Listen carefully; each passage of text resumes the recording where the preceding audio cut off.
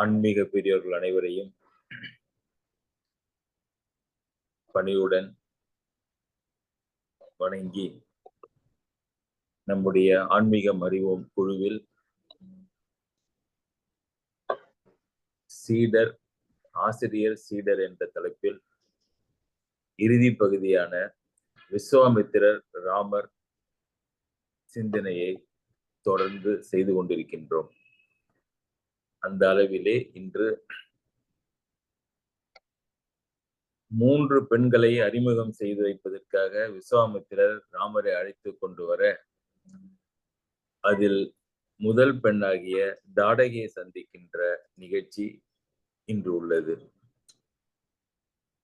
நிகழ்ச்சியை சிந்தனையை ஆரம்பிப்பதற்கு முன் நமது டாக்டர் ஐயா அவர்களை இறை வணக்கத்திற்கு அன்புடன் அழைக்கின்றேன். நன்றி சார். இன்றைய prayer song is on Lord Rama and the lyrics by P.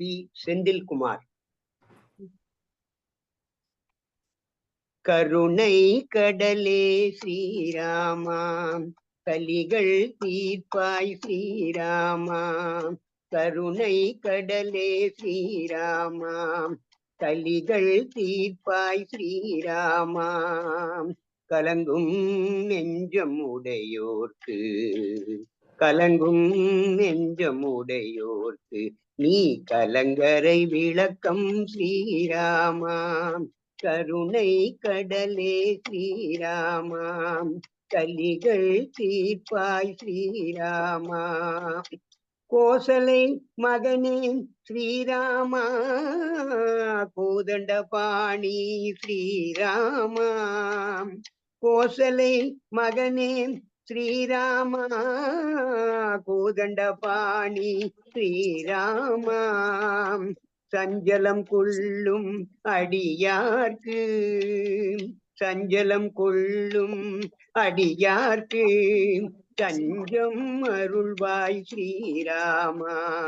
கருணை கடலே ஸ்ரீராமா, கலிகள் தீர்ப்பாய் ஸ்ரீராமா.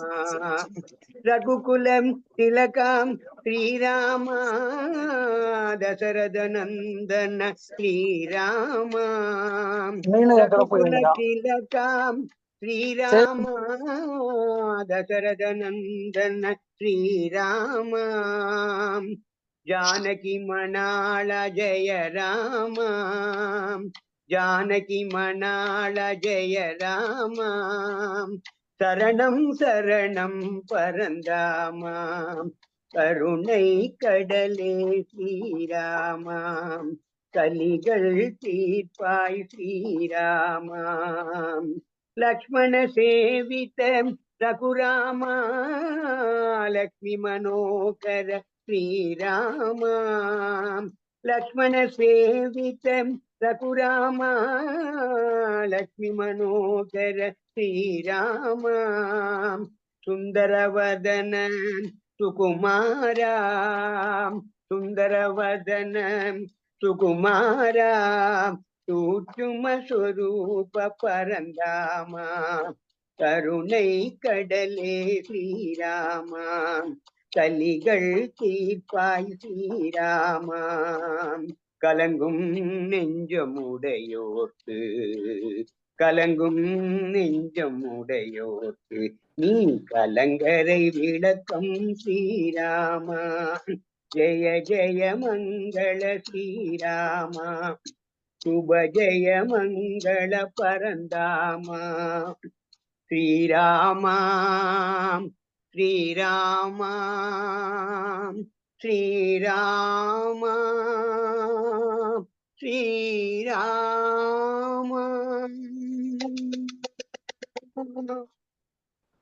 வணக்கம் சார். தேங்க்யூ. நன்றி நன்றி நன்றி. இன்றைய சிந்தனையில் 3 பகுதிகள். முதலில் கம்பனுக்கு ஒரு புகழ் மாலை, 2வது தாடகை வதம், 3வது டாக்டர் ஐயா அவருடன் சேர்ந்து கம்பனும் கண்ணதாசனும் என்ற 3 பகுதிகள். நன்றி. கம்பனுக்குரிய இன்றைய புகழ் மாலை. சாதி மத விலங்கினம் வாழ் காட்டை மாற்றி சமனாக்கி சமரசமாம் தலத்தின் மேலே. இந்த கம்பராமாயணம் அவன் எழுதினதிலே ஒரு அடிப்படை தத்துவம் என்னவென்றால், வெவ்வேறுபட்ட சாதி மதங்கள் என்பதிலே அவனுக்கு நம்பிக்கை இல்லை. இவையெல்லாம் மனிதனாக ஏற்படுத்திக் கொண்ட உட்பிரிவுகளே ஒழிய வேறு அல்ல. ஒன்றில் இருப்பவர்கள் மற்றொருவர்களை துவேஷம் செய்வதற்கே அது பயன்படுகின்றது என்பதால் அதை வெறுத்தான். ராமனுடைய கதாபாத்திரத்தின் மூலம் அதை மறுத்தான்.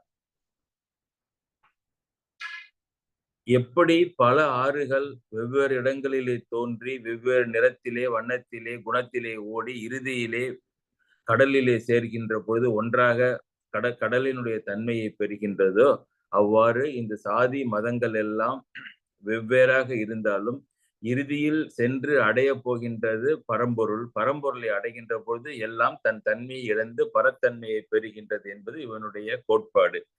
அதுதான் சாதி மத விலங்கினம் வாழ் காட்டை. இந்த சாதி மதங்கள்லாம் இருக்கின்ற இடத்திற்கு காடுங்கிறான். காட்டை மாற்றி சமனாக்கி சமரசமாம் தலத்தின் மேலே. தளம் போட்டாச்சு, ஃப்ளோரிங் போட்டாச்சு, அதுக்கு மேல தூண் வைக்கணும்ல. நீதி நெறி கருணை எனும் நிலைகள் நாட்டி 3 தூண்கள் வைக்கிறாங்க. ஒன்று நீதி, எது சரி எது தவறு என்று சொல்லப்படுகின்றது, நெறி காட்டப்படுகின்ற வழி, கருணை உயிர் இரக்கம். நீதி நெறி கருணை எனும் நிலைகள் நாட்டி, நிலைகள்னா பில்லர்ஸ்.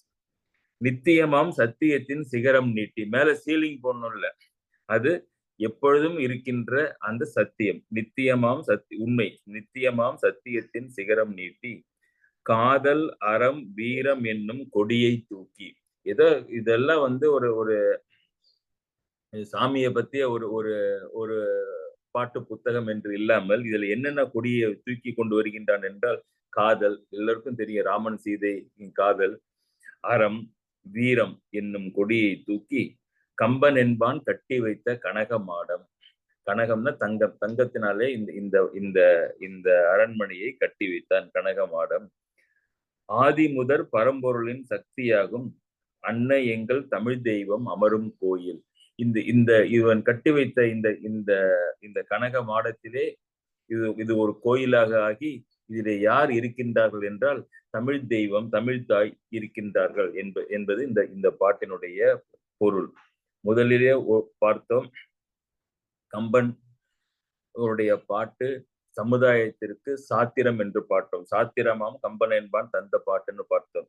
அதுக்கு அடுத்ததுல தமிழ் தாயாருடைய அரசை காப்பதற்காக அற்புதமாம் கோட்டை என்றோ கம்பன் பாட்டுன்னு பார்த்தோம். இன்னைக்கு அந்த கம்பனுடைய பாட்டு எப்படி தமிழ்த்தாய்க்கு கோயிலாக இருக்கின்றது என்று இந்த பாட்டிலே பார்த்தோம்.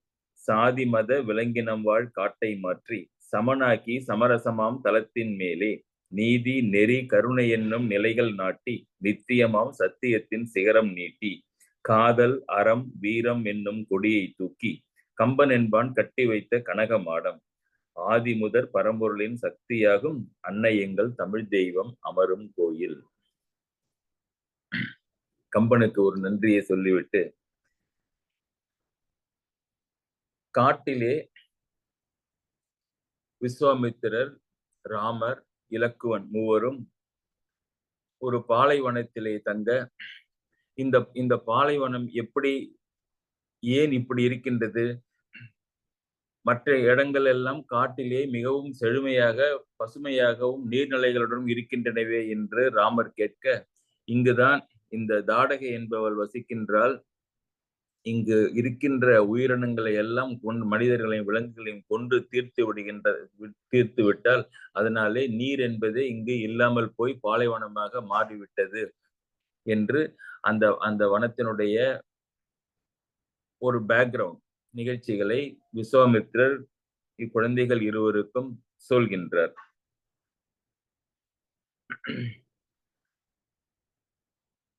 இப்பொழுது அந்த தாடகை எங்கே இருக்கின்றார் என்று கேட்ட மாத்திரத்திலே பெரிய உருவத்துடன் இடி போன்ற சப்தத்துடன் ஆகாயத்திலே பறந்து பறந்து வந்து அந்த இடத்தையே கருமை நிறமாக ஆக்குகின்றாள் அங்கு ஆகாயத்திலே தோன்றிய தாடகை. விஸ்வாமித்திரர் ராமனை பார்த்து, உன்னுடைய வில்லை அம்பையும் எடுத்து ஏவு என்று சொல்ல, கண்ணில் பட்டவள் பெண்ணாக இருக்கின்றாளே என்று பெருந்தகை நினைத்து தயங்கினான். இவள் மாது அல்ல, இவள் செய்கின்ற பாவ காரியங்கள் ஒன்றும் பெண்ணுக்கு உரியதல்லை. பெண்ணை நாம் பார்க்க கூடாது, பெண்ணின் தன்மை இருக்கின்றதா என்று பார்க்க வேண்டும். பெண்ணின் தன்மை ஏதும் இல்லாத இவளுடன் நீ சண்டையிட்டு கொள்வது என்பது அறத்தின்பாலதுதான் என்று விஸ்வாமித்திரர் வாதிக்கின்றார். இதை சென்ற வாரம் நாம் பார்த்தோம்.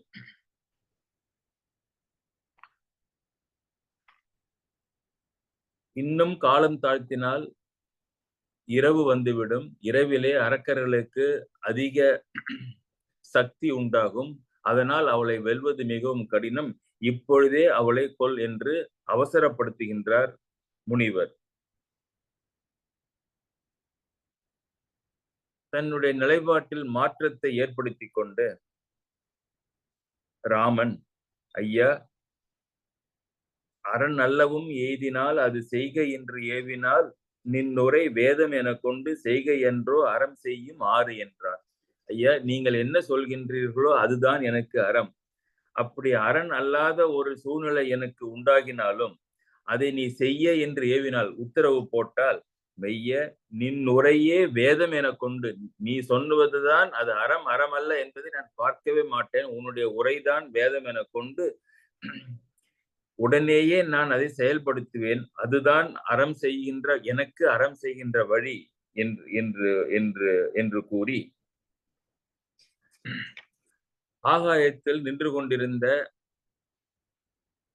தாடகையை பார்த்தான்.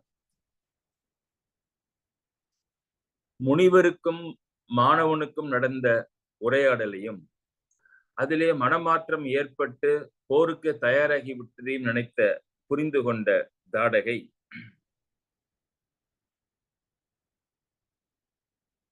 பெரிய ஒரு வேலை எடுத்து அவர்கள் மேல் அவர்களை கொல்வதற்காக எறிந்தார். இப்பொழுது கூட ராமன் வேண்டுமென்றே சண்டையை ஆரம்பிக்கவில்லை. கடைசி வரை இவளுடைய கை கால்களை வெட்டி இவளை ஊரை விட்டு காட்டை விட்டு துரத்தி விடலாமா அல்லது பயமுறுத்தி அனுப்பி விடலாமா என்றுதான் பார்த்து கொண்டிருந்தானே ஒழிய கொல்கின்ற எண்ணம் அவனுக்கு இன்னும் முடிவாக வரலை. ஆனால் சண்டை போட முடிவெடுத்து விட்டான். அதிலையும் சண்டையை தான் ஆரம்பிக்காமல் காத்து கொண்டிருக்க இப்பொழுது அவனுக்கு சௌகரியமாக அந்த தாடகை வேலை எடுத்து இவர்களை நோக்கி வீச ஆரம்பித்தாள். அந்த நிகழ்ச்சியை கம்பன் பார்க்கின்றான், கண்களால் காண்கின்றான். ஒன்றை காண முடிகின்றது, அங்கு இருந்தவர்களாலே ஒன்றை காண முடியவில்லை என்று ஒரு செய்யுள் வைக்கின்றான். இது அவனுக்கு ரொம்ப ஒரு ஃபெமிலியர். எடுத்தது கண்டனர், இற்றது கேட்டனர். பின்னால் பார்க்க போறோம் சீதை திருமணத்துல. விரைவு நோக்கி ஒரு செயல் நடக்கின்ற பொழுது அதனுடைய டிஸ்கிரிப்ஷன் அவனுக்கு ரொம்ப பிடிச்ச கைவந்த கலை அது. இங்க எதை கண்டனர், எதை கண்டிலர்? கண்டனர் என்னன்னா, காலனை பறித்து அக்கடியால் விட்ட சூலம் அற்றதென துண்டங்கள் கண்டனர். கண்டிலர் மாலும் அக்கணம் வாலியை தொட்டதும் கோலவிற் கால் குனித்ததும் கண்டிலர்.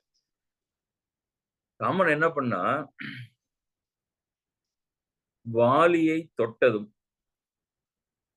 முதுகிலே வால் என்றால் அம்புரா துணியிலே இருக்கின்ற அந்த அம்புகள் அந்த எடுப்பதற்காக கையை தொட்டதும், கோல வில் கால் குனித்ததும், அதை வில்லிலே வைத்து பூட்டுவதற்காக அந்த வில்லை என்ன செய்வார்கள் என்றால் ஒரு பக்கத்தை தரையிலே ஊனி அதை காலால் நிறுத்தி கொண்டு அந்த வில்லை வளைப்பார்கள்.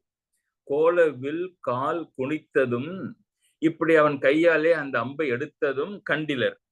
பார்த்துதான் இருக்காங்க இந்த யாரு மேலே இருக்கின்ற தேவர்கள், இவனுடைய தம்பி இலக்குவன், முனிவர் எல்லாரும் பார்த்து கொண்டு இருக்கின்றார்கள். ஏன் இவன் இன்னும் தாமதப்படுத்துகின்றான் என்ற நிலையிலே இப்படி வில்லை காலிலே வைத்து மடித்து வளைத்ததும் அம்பை கையிலே எடுத்ததும் கண்டிலர்.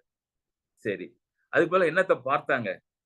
காலனை பறித்து அக்கடியால் விட்ட சூலம். அவ கையில அந்த தாடகை ஒரு பெரிய சூலம் வைத்திருந்தாள். அது யாருடைய சூலம்னா யமனுடைய சூலம். இந்த தேவர்கள் எல்லோருமே இவர்களுக்கு பயந்துதானே வாழ்ந்து வந்தார்கள்.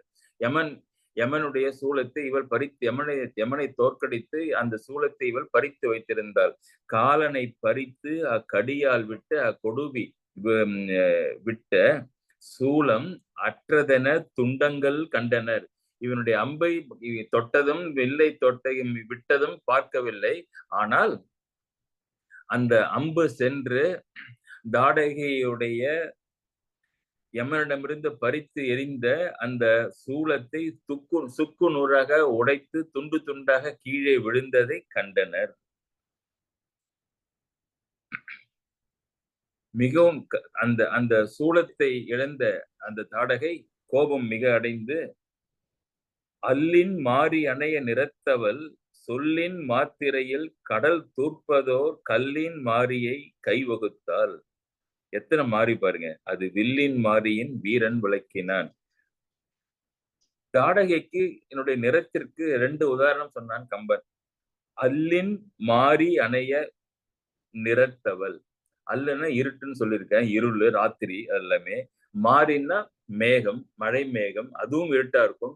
ராத்திரில இருக்கிற மேகம் இன்னும் இருட்டா இருக்கும். அப்படி அல்லின் மாறி அணைய நிறத்தவள், அந்த நிறத்தை உடையவள், சொன்ன மாத்திரத்திலேயே கடலை தூக்கின்ற அளவுக்கு பெரிய பெரிய மலைகளையும் மரங்களையும் தூக்கி சொல்லின் மாத்திரைங்கிறது தமிழ்ல கால அளவு. சொன்ன அப்படியே நடக்கிறது. சொல்லின் மாத்திரையில் கடல் தூர்ப்பதோர் கல்லின் மாரியை கை வகுத்தாள். கடலே துண்டு போற அளவுக்கு அவள் மலைகளை எடுத்து கைகளை எடுத்து கல்லின் மாறின மழை கல்லின் மாரியை கை வகுத்தாள்.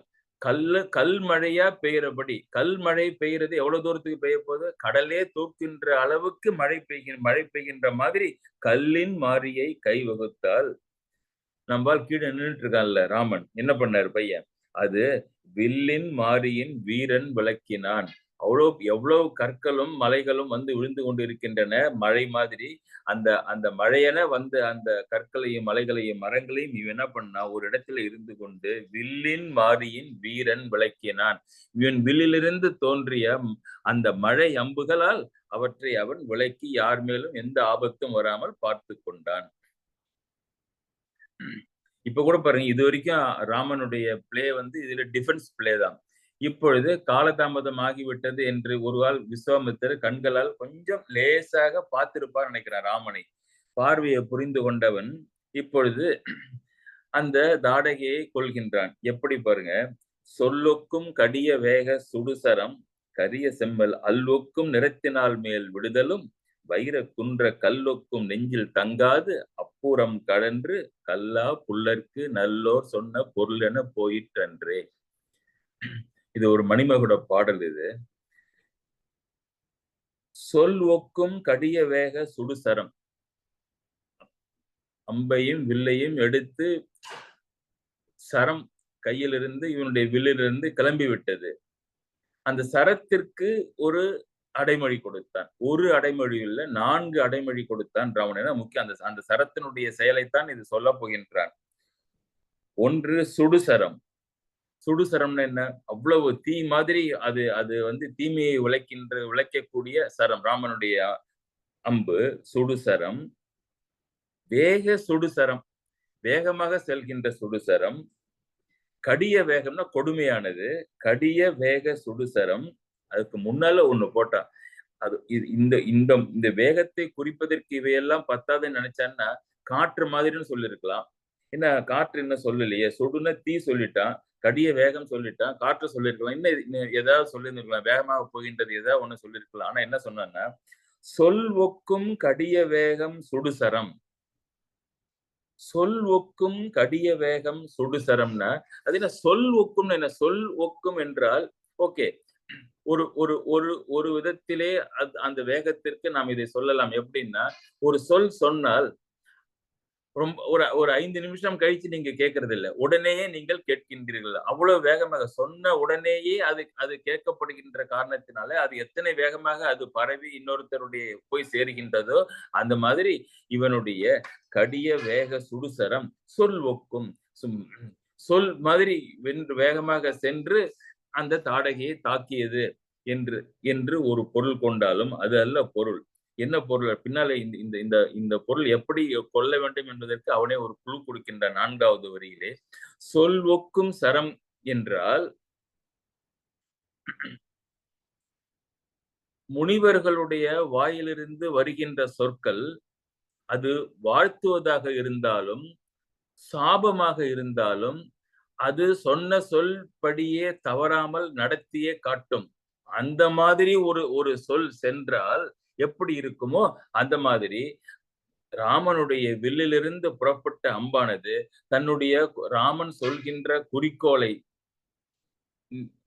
அந்த அந்த எதை நினைத்து அவன் எய்துகின்றானோ அந்த நினைப்பை தவறாமல் முடித்து விட்டுதான் திரும்புமே ஒழிய திரும்பி வரவே வராது. அதற்கு ஃபெயிலியர் என்பதே கிடையாது என்பது சொல் ஒக்கும். இந்த இந்த முனிவர்கள் எடுத்துக்கொள்ளுங்கள். அவர்கள் கருணை புரிந்து வாழ்க என்று சொன்னாலும் சரி, சினந்து ஒழிக என்று சொன்னாலும், அப்படியே வாழ்க்கை வாழ்வும் வீழ்வும் உடனேயே விளைத்துவிடும். அது அச்சொல் அவர்களுக்கு மந்திரம் என்று அழைக்கப்படுகின்றது. இலக்கணமே இருக்கு தொல்காப்பியத்துல. நிறைமொழி மாந்தர் ஆணையிற் கலைந்த மறைமொழிதானே மந்திரம்.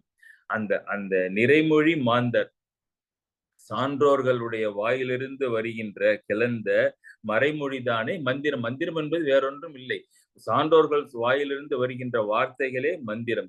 திருக்குறளும் இருக்க. நிறைமொழி மாந்தர் பெருமை நிலத்து மறைமொழி காட்டிவிடும். அப்ப அந்த அவர்கள் இந்த சான்றோர்களுடைய வாயிலிருந்து வருகின்ற மறைமொழியும் இவனுடைய அம்பும் ஒரே மாதிரி. சொல் ஒக்கும். சொல்லை மாதிரி. என்ன? இரண்டுமே பொல்லாதவர்களை அழிக்க வல்லது, நல்லவர்களை காக்க வல்லது, தர்ம நெறியில் தவறாதது, உலகம் நலமடைவதற்குத்தான் அவை சொல்லப்படுகின்றன. அதிலே செயலாற்றுவதிலே களைப்பும் இளைப்பும் யாதும் இல்லாதது, குறி தப்பாமல் செல்வது, உடனே செய்து முடிப்பது என்று பல காரணங்களினாலே இவனுடைய சுடுசரம் சொல் ஒக்கும்.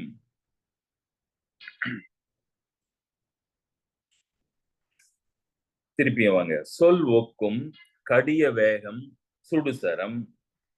சரி. கரிய செம்மல் அல் ஒக்கும் நிறத்தினால் மேல் விடுதலும். யாரு விட்டது? கரிய செம்மல். செம்மல் சிறந்தவன், கரிய நிறத்தை உடைய அந்த சிறந்த ராமன்.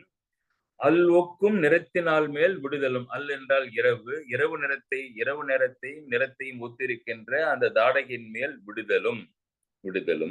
என்னாச்சு?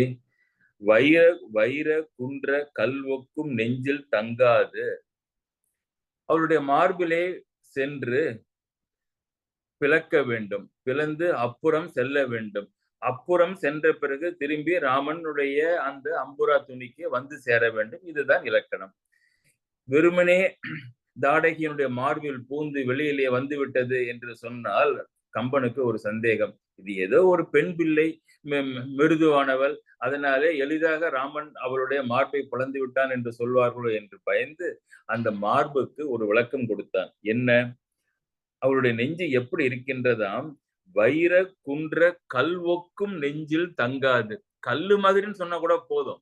அந்த அந்த அந்த கல்லு எவ்வளவு ஒரு ஒரு ஹார்டஸ்ட் மெட்டீரியல் அப்படின்னா, ஒரு வைரம், நமக்கு தெரிஞ்ச அளவுக்கு வைரம் என்பது மிகவும் கடினமான ஒரு ஒரு கனிம பொருள் அல்லவா?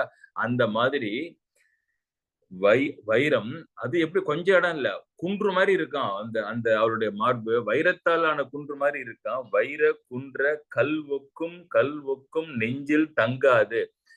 வேற ஒருத்தன் நம்பி விட்டால் அது சில சமயம் அது அந்த வைர குன்றிலே பட்டு தெரித்து உடைந்திருக்கும். இல்லை என்றால் பாதி தூரம் உள்ளே போயிருக்கும். அதுவும் இல்லை என்றால் அந்த உள்ளே போனது அங்கேயே தங்கி இருக்கும். ராவணனுடைய இதுல ராவணனுடைய வதத்துல வரும். அவனுடைய மார்பிலிருந்து திசை யானைகள் இருந்து எதிர்த்து சண்டை போட்ட அந்த தந்தங்கள் எல்லாம் அவனுடைய மார்பிலே அங்கேயே தங்கிவிட ராமன் சண்டையிலே அவையெல்லாம் பின்னாலே வந்து அவனுடைய மார்பிலிருந்து பிளந்து கீழே விழுகின்றது ஒரு காட்சி வருகின்றது. அந்த மாதிரி அங்கேயே தங்காமல் நெஞ்சிலே தங்காது அப்புறம் கழன்று பின்பக்கத்திற்கு வந்து எப்படி போயிற்று? கல்லா புல்லருக்கு நல்லோர் சொன்ன பொருளாய் போயிற்று. கல்லா புல்லருக்கு நல்லோர் சொன்ன பொருளாய் போயிற்று. இப்ப இந்த பாட்டுடைய முதல் வரியில என்ன சொன்ன? சொல் ஒக்குன்னா வெறும் சொல், சப்தத்தில் ஆரம்பித்தது. சொல் ஒக்கும் கடிய வேக சுடுசரம். அப்ப வெளியில போனதை எப்படி போயிருக்கணும்? கல்லா புல்லருக்கு நல்லோர் சொன்ன சொல்லென போயிட்டு சொல்லுன்னு பொருத்தமா இருந்திருக்கும். கல்லா புல்லருக்கு நல்லோர் சொன்னதுன்னு என்ன? கல்லா புல்லர்கள், அவனே புல்லர்கள், பேதமைகள், கொடியவர்கள், அதுலயும் படிப்பும் இல்லாதவர்கள். அப்படின்னா என்ன இருக்குன்னா, கல்லா புல்லர்கள்னா கற்ற புல்லர்களும் இந்த காலத்துல இருக்காங்கல்ல. அதனால அதை டிஸ்டிங் பண்ணி சொன்ன கம்பன். கல்லா புல்லருக்கு நல்லோர் சொன்ன. கல்லா புல்லர்களுக்கு யார் சொல்லணும்னு நினைக்கிறீங்க? கற்றவர்கள் சொல்லணும். கற்றவர்கள் சொன்னா அது சரியில்லை. கற்றவர்களுக்கு பெருமை கிடையாது. கற்றவர்கள் கற்றபடி ஒழுகினால்தான் சான்றோர்கள் ஆவார்கள், அவர்களே நல்லோர்கள். அதனால அந்த நல்லோர்களுக்குத்தான் சொல்வதற்கு உரிமை இருக்கிறதே ஒழிய வெறுமனே கற்றவர்களுக்கு சொல்வதற்கு எந்த உரிமை? அது டேப் ரெக்கார்டர் மாதிரி படிச்சு வச்சதை பிளேன்னு போட்டா சொல்ற மாதிரி அது. ஆனால் படித்ததை நடைமுறையிலே நடந்து ஒழுக்கத்துடன் வாழ்ந்து காட்டுகின்றானோ அவன்தான் நல்லோர்கள், சான்றோர்கள். அதனால அந்த கல்லா புல்லருக்கு அத்தகைய நல்லோர்கள் சொன்ன வார்த்தையினுடைய பொருள் எப்படி உள்ளே ஒரு நிமிஷமும் தங்காமல் அவருடைய ஒரு காதிலே போய் இன்னொரு காதிலே வெளியே வந்து விடுகின்றதோ அந்த மாதிரி பொருள் என போயிற்று அன்றே.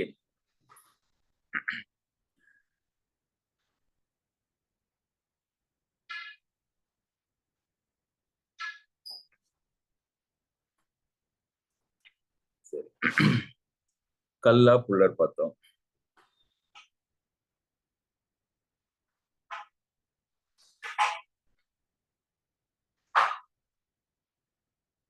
சிலப்பதிகாரத்திலே இதற்கு ஒரு சான்று இருக்கின்றது. அது சமயம் இருந்தால் பார்ப்போம். தாடகை பெரும் சப்தத்துடன் கீழே விழுகின்றால் தாடகை வதம் முடிகின்றது. மேலே இருந்து இந்த யுத்தத்தை பார்த்து கொண்டிருந்த விண்ணவர்கள் எல்லோரும் பூமழை பொழிய அந்த இடமே ஜில்லிட்டு குளிர்ந்த அந்த காட்டிலிருந்து நீங்கி விஸ்வாமித்திரரும் ராமனும் இலக்குவனும்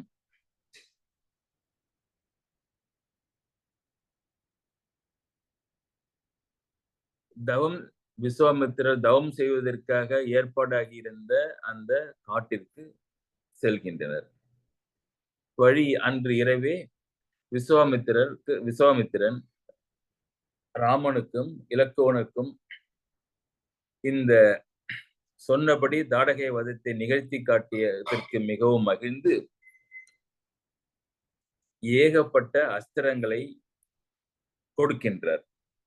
அஸ்திரங்கள் பெரும் பட்டியல் வால்மீகியில் இருக்கின்றது. விஷ்ணு சக்கரம், வஜ்ராயுதம், பாசுபதாஸ்திரம், பிரம்மாஸ்திரம், காலபாசம், நாராயண அஸ்திரம், இப்படி பல அஸ்திரங்களை கொடுத்து அவற்றை ஏவுவதற்கும் ஏவிய பிறகு அவற்றை எப்படி திரும்ப பெற வேண்டும் என்பதற்கும்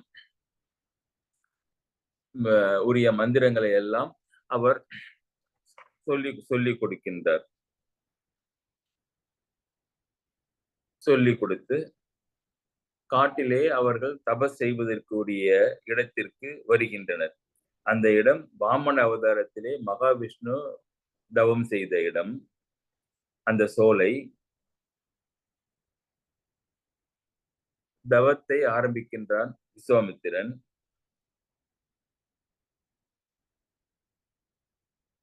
தவத்திற்கு இடையூறு வருகின்ற அரக்கர்களால் இடையூறு வரும் என்ற காரணத்திற்காக ராமரும் இலக்குவரும்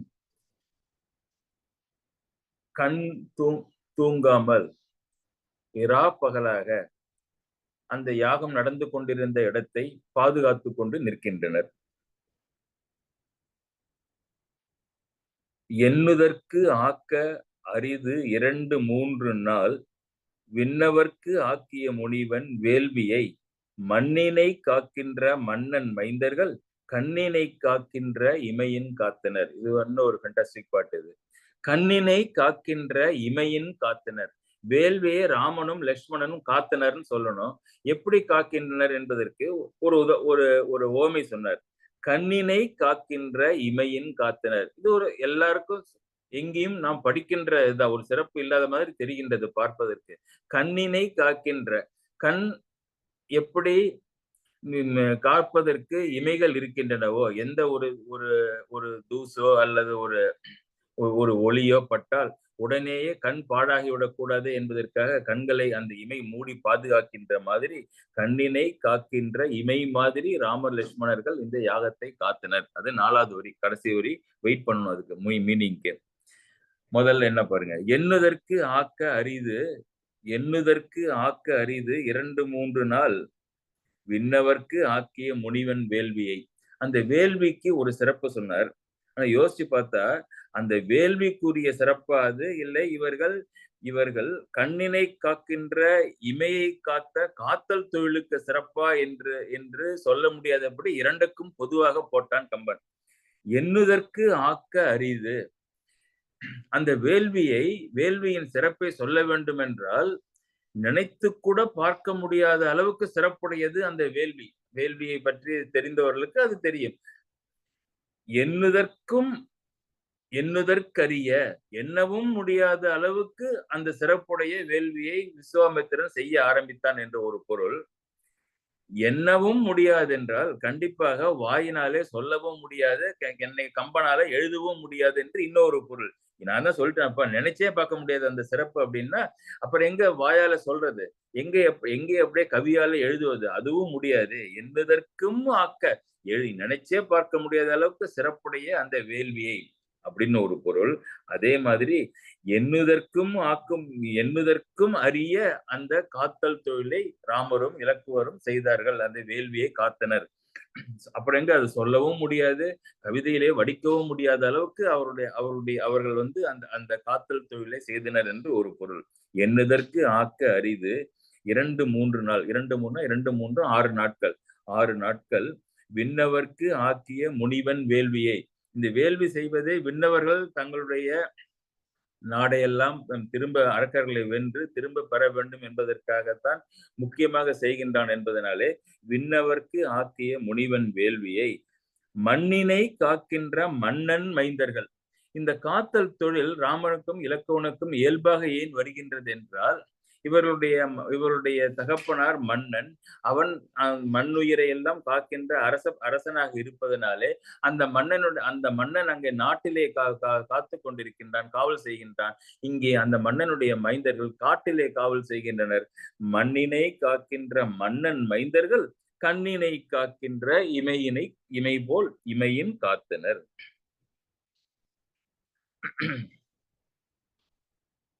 இந்த 2-3 என்பதற்கு இன்னொரு பொருள் இருக்கின்றது. 2-3 என்ன, 2-3 5 எப்படி வருகின்றது என்றால், விஸ்வாமித்திரர் ஒரு சமயம் திருசங்குக்கு சொர்க்கத்திற்கு அனுப்புகின்றார். ஆனால் தேவலோகத்தில் உள்ளவர்கள் திருசங்கை அனுமதிக்க மறுக்கின்றனர். அதனால் கோபப்பட்ட விஸ்வாமித்திரர், நீ என்ன அனுமதி செய்வது, நானே ஒரு உலகத்தை உண்டாக்கி அதிலே சொர்க்கத்தையும் உண்டாக்கி அதிலே தனி கோல் ஆச்சும்படி நான் திருசங்கை வைக்கின்றேன் என்று கோபித்துக் கொண்டு ஒரு உலகத்தை படைக்க ஆரம்பித்தார். முதலிலே அவர் உலகம் படைப்பதற்கு நட்சத்திரங்கள் வேண்டும் என்றார். முதலிலே அவர் 5 நட்சத்திரங்களை படைத்தார். அது அனுஷம், கேட்டை, மூலம், பூராடம், உத்திராடம் என்ற 5 நட்சத்திரம். அதான் அந்த 2-3 4 நட்சத்திரங்கள். 2-3 நாட்களை விண்ணவர்க்கு போட்டியாக 5 நட்சத்திரங்களை ஆக்கிய திறமை உடையவன், பெருமை உடையவன் விஸ்வாமித்திரன். அவனுடைய வேள்வி என்று அது வருகின்றது. அந்த வேள்வியை காக்க கண்ணினை காக்கின்ற இமைன்னு சொன்னல, அது என்ன இமை? இமைகள் 2 இருக்கின்றன. ஒன்று மேல் இமை, ஒன்று கீழ் இமை. இங்கே காக்கின்ற தொழிலை செய்கின்றவர்கள் 2 இருக்கின்றார்கள். ஒருவன் ராமன், ஒருவன் இலக்குவன். அந்த அளவுக்கு பொருத்தம் தான். இவர்கள் எப்படி காக்கின்றார்கள் என்றால், அந்த அந்த வேள்வி செய்யப்படுகின்ற இடத்தை சுற்றி ராமன் ஒரு நிமிடம் கூட அயராமல், ஒரு இடத்திலே அமராமல், நிற்காமல் சுத்தி சுத்தி வந்து காவல் தொழிலை செய்து கொண்டிருக்கின்றான். அந்த வேள்வியினுடைய கேட் இருக்குல்ல, என்ட்ரன்ஸ் பாயிண்ட், அங்கே இடம் பெயராமல் நிலையாக இலக்குவன் நின்று கொண்டிருக்கின்றான். ஒவ்வொரு முறையும் வேகமாக ராமன் சுற்றி சுற்றி வருகின்ற போது இலக்குவனை பார்த்து, ஜாக்கிரதையாக இரு, உள்ளே ஆசிரியர் யாகம் செய்து கொண்டிருக்கின்றார், அவனை தோலை தட்டி ஜாக்கிரதையாக இரு என்று சொல்லிக்கொண்டு அடுத்த ரவுண்டிற்கு சென்று நடக்கின்றான் ராமன். இது எப்படி இருக்கின்றது என்றால், அந்த சிறிய அந்த கீழிமையானது ஒரு இடத்திலே நிலையாக நிற்க, அந்த மேலிமை மாத்திரம் வந்து வந்து வந்து அதை தொட்டு செல்வது மாதிரி ராமன் ஒவ்வொரு முறையும் சுற்றி வருகின்ற பொழுது நின்று கொண்டிருக்கின்ற இலக்குவனை பார்த்து ஜாக்கிரதையாக இரு என்று 2 இமைகள் பேசிக்கொண்டு கண்களை காக்கின்ற மாதிரி கண்ணினை காக்கின்ற இமையின் காத்தனர் இந்த ராமரும் இந்த இலக்குவரும் அந்த வேள்வியை. 6 நாள் முடிய போகின்றது. மிகவும் அடக்கமாக இருக்கின்ற ராமன் ஒரு ஒரு ஒரு டிரான்ஸ்கிரஷன் பண்ணான். என்ன அப்படின்னா, 6 நாளிலே ஒண்ணுமே, ஒரு சத்தத்தையும் காணும், ஒரு அரக்கர்களையும் காணும், அரக்கர் கூட்டத்தையும் காணுமே. காத்தனர் திரிகின்ற காளை வீரரில் மூத்தவன் முழுதுணர் முனியை முன்னி. எல்லாவற்றையும் உணரும் தன்மையுடைய திறமையுடைய அந்த முனிவன் முன்னாலே போய் சென்று, ஐயா, நீ தீத்தொழில் இயற்றுவர் என்று தீயவர், ரொம்ப மோசமானவங்க, தீய தொழிலையே செய்வார்கள் என்று சொன்னி இந்த அரக்கர்கள், நீ தீத்தொழில் ஏற்றுபவர் என்ற தீயவர் ஏத்தரும் குணத்தினாய் வருவது என்று எண்ணான். சில பெரிய குணங்களை உடையவனே, அவர்கள் என்றைக்கு வரப்போகின்றார்கள்? 6 நாள் முடிந்து விட்டது, இன்றோட யாகமும் முடிய போகின்றதே என்று அவனை பார்த்து கேட்க, ஆனால் மௌன விரதத்தில் இருந்த அந்த முனிவன் பதிலேதும் சொல்லாமல் யாகத்திலேயே கவனமாக இருக்க, அவன் கேட்ட அடுத்த நிமிஷம் பெரும் கூட்டமாக அரக்கர்கள் வானத்தின் மேலே வந்து பெரிய பெரிய மரங்களையும் மலைகளையும் உடைத்து அந்த யாகம் நடக்கின்ற இடத்தை அழிக்க ஆரம்பித்தனர். அதை பார்த்த அந்த அந்த அரச குமரர்கள், இதிலே ஒரு you can read one mind. என்னன்னா, அரக்கியை ராமன் கொன்று விட்டான். விஸ்வாமித்திரர் ராமனைத்தான் கொல்ல சொன்னார். அவன் தயங்கினான், பின்பு கொன்று விட்டான். தன் தோல் வலிமையை காட்டுவதற்கு வாய்ப்பேதும் இல்லாமல் இருந்த இலக்குவன் இப்பொழுது அண்ணனை பார்த்து, கடைக்கண் தீயுக, அவனுடைய கண்களில் இருந்து நெருப்பு வர, விண்தனை நோக்கி தன் வில் தன்னை நோக்கினான். விண்தனை நோக்கி, மேலே இருக்கின்ற ஆகாயத்தை நோக்கினான். அந்த ஒரு நோக்கிலே எத்தகைய பகைகள் நமக்கு வந்து கொண்டிருக்கின்றன, எத்தனை அரக்கர்கள் அரக்கிகள், இவருடைய பலம் என்ன என்பதை கண்டுவிட்டான் அந்த இலக்குவன். விண்தனை நோக்கி தன் வில்லை நோக்கினான். அடுத்து தன்னுடைய வில்லினுடைய நுனியை நோக்கினான். இதற்கு எப்படி வைத்து எப்படி சண்டை போட்டால் இவர்கள் எத்தனை நேரத்திலே செத்து படிவார்கள் என்ற கணக்கையும் போட்டு விட்டான். அண்ணா, உத்தரவு கொடு என்று அர்த்தம். விண்தனை நோக்கி தன் வில்லை நோக்கினான். அண்டர் நாயகன உலகத்தை எல்லாம் ஆளுகின்ற என் தலைவனே, இனி காண்டி ஈண்டு அவர் துண்டம் வீழ்வன என தொழுது சொல்லினான். அண்ணா, கொஞ்சம் பாரு, என்ன விடு, என்ன அவர்கள் துண்டு துண்டாக ஆகி இங்கே விழுகின்றதை நீ இப்பொழுது பார்ப்பாய். அண்டர் நாயக, இனி காண்டி ஈண்டு அவர் துண்டம் வீழ்வன என தொழுது சொல்லினான். இந்த ராமாயணம் மாதிரி நூல்கள் படிக்கின்ற பொழுது பல பாடங்கள் நமக்கு வருகின்றன. இப்ப அரக்கர்கள் கூட்டம் திடீரென்று மேலே பறக்கின்றது. அவர்கள் ஆல்ரெடி சண்டையை ஆரம்பித்து விட்டார்கள். அப்படி என்றால் மற்றவர்கள் எப்படி இருப்பார்கள்? கீழே இருக்கின்ற இந்த இரு சிறுவர்களும் பரபரத்து போயிருப்பார்கள். அண்ணா எடு எடு எடு வில்லை எடு, அம்பை எடு, நீங்க நில்லு, நான் இங்கே நில்லு என்று அர்த்தம் புரிவதற்கு முன்னாலே குதிப்பார்கள். வாயிலிருந்து அத்தனை வேகமாக சொற்கள் வந்து கொண்டிருக்கும். ஆனால் இங்கே அண்ணன் அமைதியாக நிற்கின்றான். அண்ணனை விட அமைதியாக தம்பி என்ன சொல்கின்றான் பாருங்கள். அண்டர் நாயக இனி காண்டி, இனி நீ பார்க்க போற ஈண்டு அவர் துண்டம் வீழ்வன, துண்டு துண்டாய் அவர்கள் விழப்போவதை என்று தொழுது சொல்லினான். அந்த அந்த கிரிட்டிக்கல் டைம் இருக்குல்ல, அந்த கிரிட்டிக்கல் டைம்ல கூட இந்த அண்ணனும் தம்பியும் எவ்வளவு பாஸ்ட், ஆச்சரியமா இருக்கு. இப்படி இரு சிறுவர்கள் இருக்க முடியுமான்னு தொழுது சொல்லினான் என்றால் எனக்கு ஒன்றும் பயம் கிடையாது. நான் அண்ணனிடம் பேசும் பொழுது எப்பொழுதுமே நான் தொழுது வணங்கிதான் நான் சொல்லுவேன். அதே மாதிரிதான் அந்த சமயத்திலும் தொழுது, அண்ணனை தொழுது ஆசி வாங்கி கொண்டு, அண்ணா ஒன்று சொல்கின்றேன் கேள் என்று ஆரம்பித்து, இவர்கள் துண்டம் துண்டமாக விழப்போகின்றதை நீ பார்ப்பாயாக, காண்டின்னு காணப்போகின்றாய் என்று தொழுது சொல்லி. அந்த தொழுதுங்கிற வார்த்தை இன்னொரு இடத்துலயும் கம்பன் அதை யூஸ் பண்றாரு. அதான் of course it is associated with greatness. அந்த தொழுதுங்கிறது இதே நம்ம அனுமன் அசோகவனத்திலே சீதை தற்கொலை ராவணன் பலவாறு துன்புறுத்தி பயமுறுத்தி விட்டு செல்கின்றான். இங்கிருந்து தப்பிக்க வழி இல்லை என்று அசோக மரத்திலே தற்கொலை பண்ணி கொள்வதற்காக அந்த மரத்தை நோக்கி செல்கின்றாள். இன்னொருவராக இருந்தால் ஐயோ நல்ல வேளை நான் வந்தேன் என்று வேகமாக ஓடி சென்று அவளை பிடித்திருப்பார்கள். இல்லை என்றால் ஏதோ ஒரு முறையிலே அவளுடைய கவனத்தை ஈர்த்து அந்த தற்கொலை முயற்சியை தடுத்திருப்பார்கள். ஆனால் அங்கேயும் இதே மாதிரி ஒரு பாய்ஸ் அனுமன் என்ன சொல்கின்றான் பாருங்கள். எத்தனை ஒரு நம்பிக்கை அவன் மேலே இருந்தால் அந்த தற்கொலை செய்ய போகின்றதை கண்ட அனுமனும் கருத்தும் எண்ணினான் கொண்டனன் துணுக்கம் மெய் தீண்ட கூசுவான். இன்னொருத்தனுடைய மனைவியாச்சே, எப்படி கையை பிடிச்சி இழுக்கிறது நிறுத்துறது, மெய் தீண்ட கூசுவான். இதே அண்டர் நாயகன் இங்க லட்சுமணன் யூஸ் பண்ணல, அண்டர் நாயக இனி காண்டி இன்று அவர் துண்டம் வீழ்வன என தொழுது சொல்லினான். அதே மாதிரி அண்டர் நாயகன் அருள் தூதன் யானென, அந்த உலகத்துல மாளுகின்ற ராமனுடைய தூதன் யானென தொண்டைவாய் மயிலினை தொழுது தோன்றினான். அங்கேயும் போய் தொழுகின்ற சமயத்திலே சீதை என்ன செய்வாள் என்பது கண்களுக்கே தெரியாது. அவன் குடிந்து தொழுகின்றான். அந்த சமயத்திலே அவள் தன்னுடைய தற்கொலை முயற்சியை முடித்திருந்தாலும் காரியம் வீணா போயிருக்கும். அவனுக்கு அது நடக்க வாய்ப்பில்லை என்பது உணர்ந்து தொழுது தோன்றினான். அப்படி ஒரு ஒரு ஒரு ஒரு ஒரு கான்பிடென்ஷியல் பிஹேவியர் இவங்களுக்கு எல்லாம் இருந்திருக்கின்றது.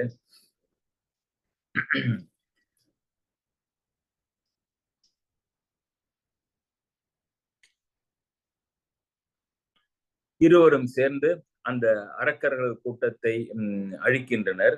அழிப்பதற்கு முன்னால் அவர்கள் தூக்கி எறிகின்ற அந்த கற்களும் மலைகளும் அந்த யாகத்திலே இருக்கின்ற அந்த புனித பொருள்களை எல்லாம் வீணாக்கி விடக்கூடாது என்பதற்காக முதலிலே அந்த யாகத்தின் மேலே ஒரு சரக்குடம் அமைத்தனர். மகாபாரதத்திலும் ஒரு சரக்குடம் அமைக்கின்றான், அர்ஜுனன் அமைக்கின்றான். அந்த காண்டகவனத்தை எரிக்கின்ற பொழுது இந்திரனுடைய மழை வந்து நெருப்பை அழித்து விடுமா என்பதற்காக அதுக்கு மேலே ஒரு சரக்கூட்டத்தை அமைக்கின்ற மாதிரி அம்புகளால் ஆன ஒரு கூரையை இங்கு அமைக்கின்றான். யாகம் நன்றே நடந்து கொண்டிருக்கின்றது. வெளியே இருந்து கொண்டு இருவரும்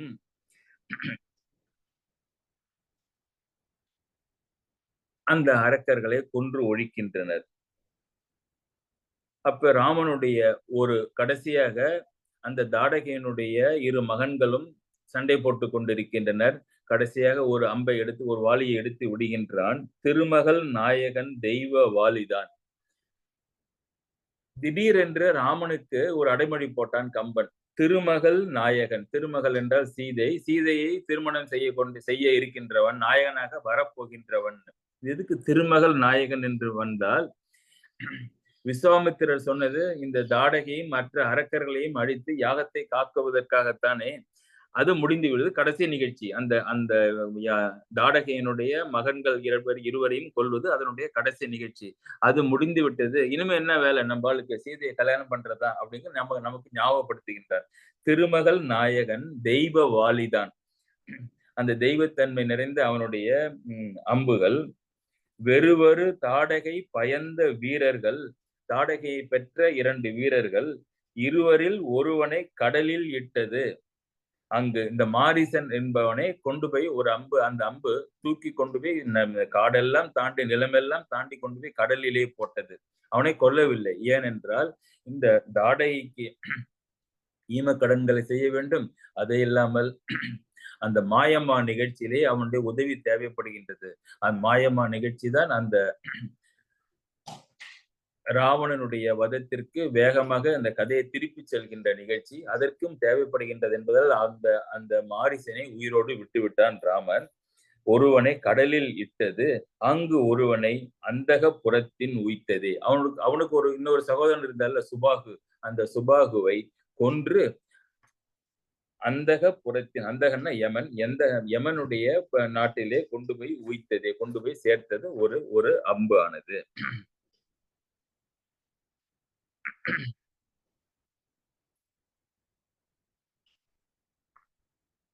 தாடகை வதம் முடிந்துவிட்டது. யாகம் சிறப்பாக முடிந்துவிட்டது. சரக்கூடத்திலிருந்து வெளியே வருகின்றனர். வெளியே நடந்து இந்த அரக்கர்கள் இறந்து கிடந்தது எல்லாம் பார்த்து விஸ்வாமித்திரருக்கு ஏகப்பட்ட மகிழ்ச்சி. ஓ, இத்தனையும் கொன்று நம்முடைய யாகத்தை காத்து விட்டானே என்று நன்றி சொல்ல வேண்டும் அல்லவா? அங்கேதான் மற்றவர்களுக்கும் விஸ்வாமித்திரருக்கும் ஒரு பெரும் வித்தியாசம் இருக்கின்றது. ஒன்னே பெரிய தவசி அவர்.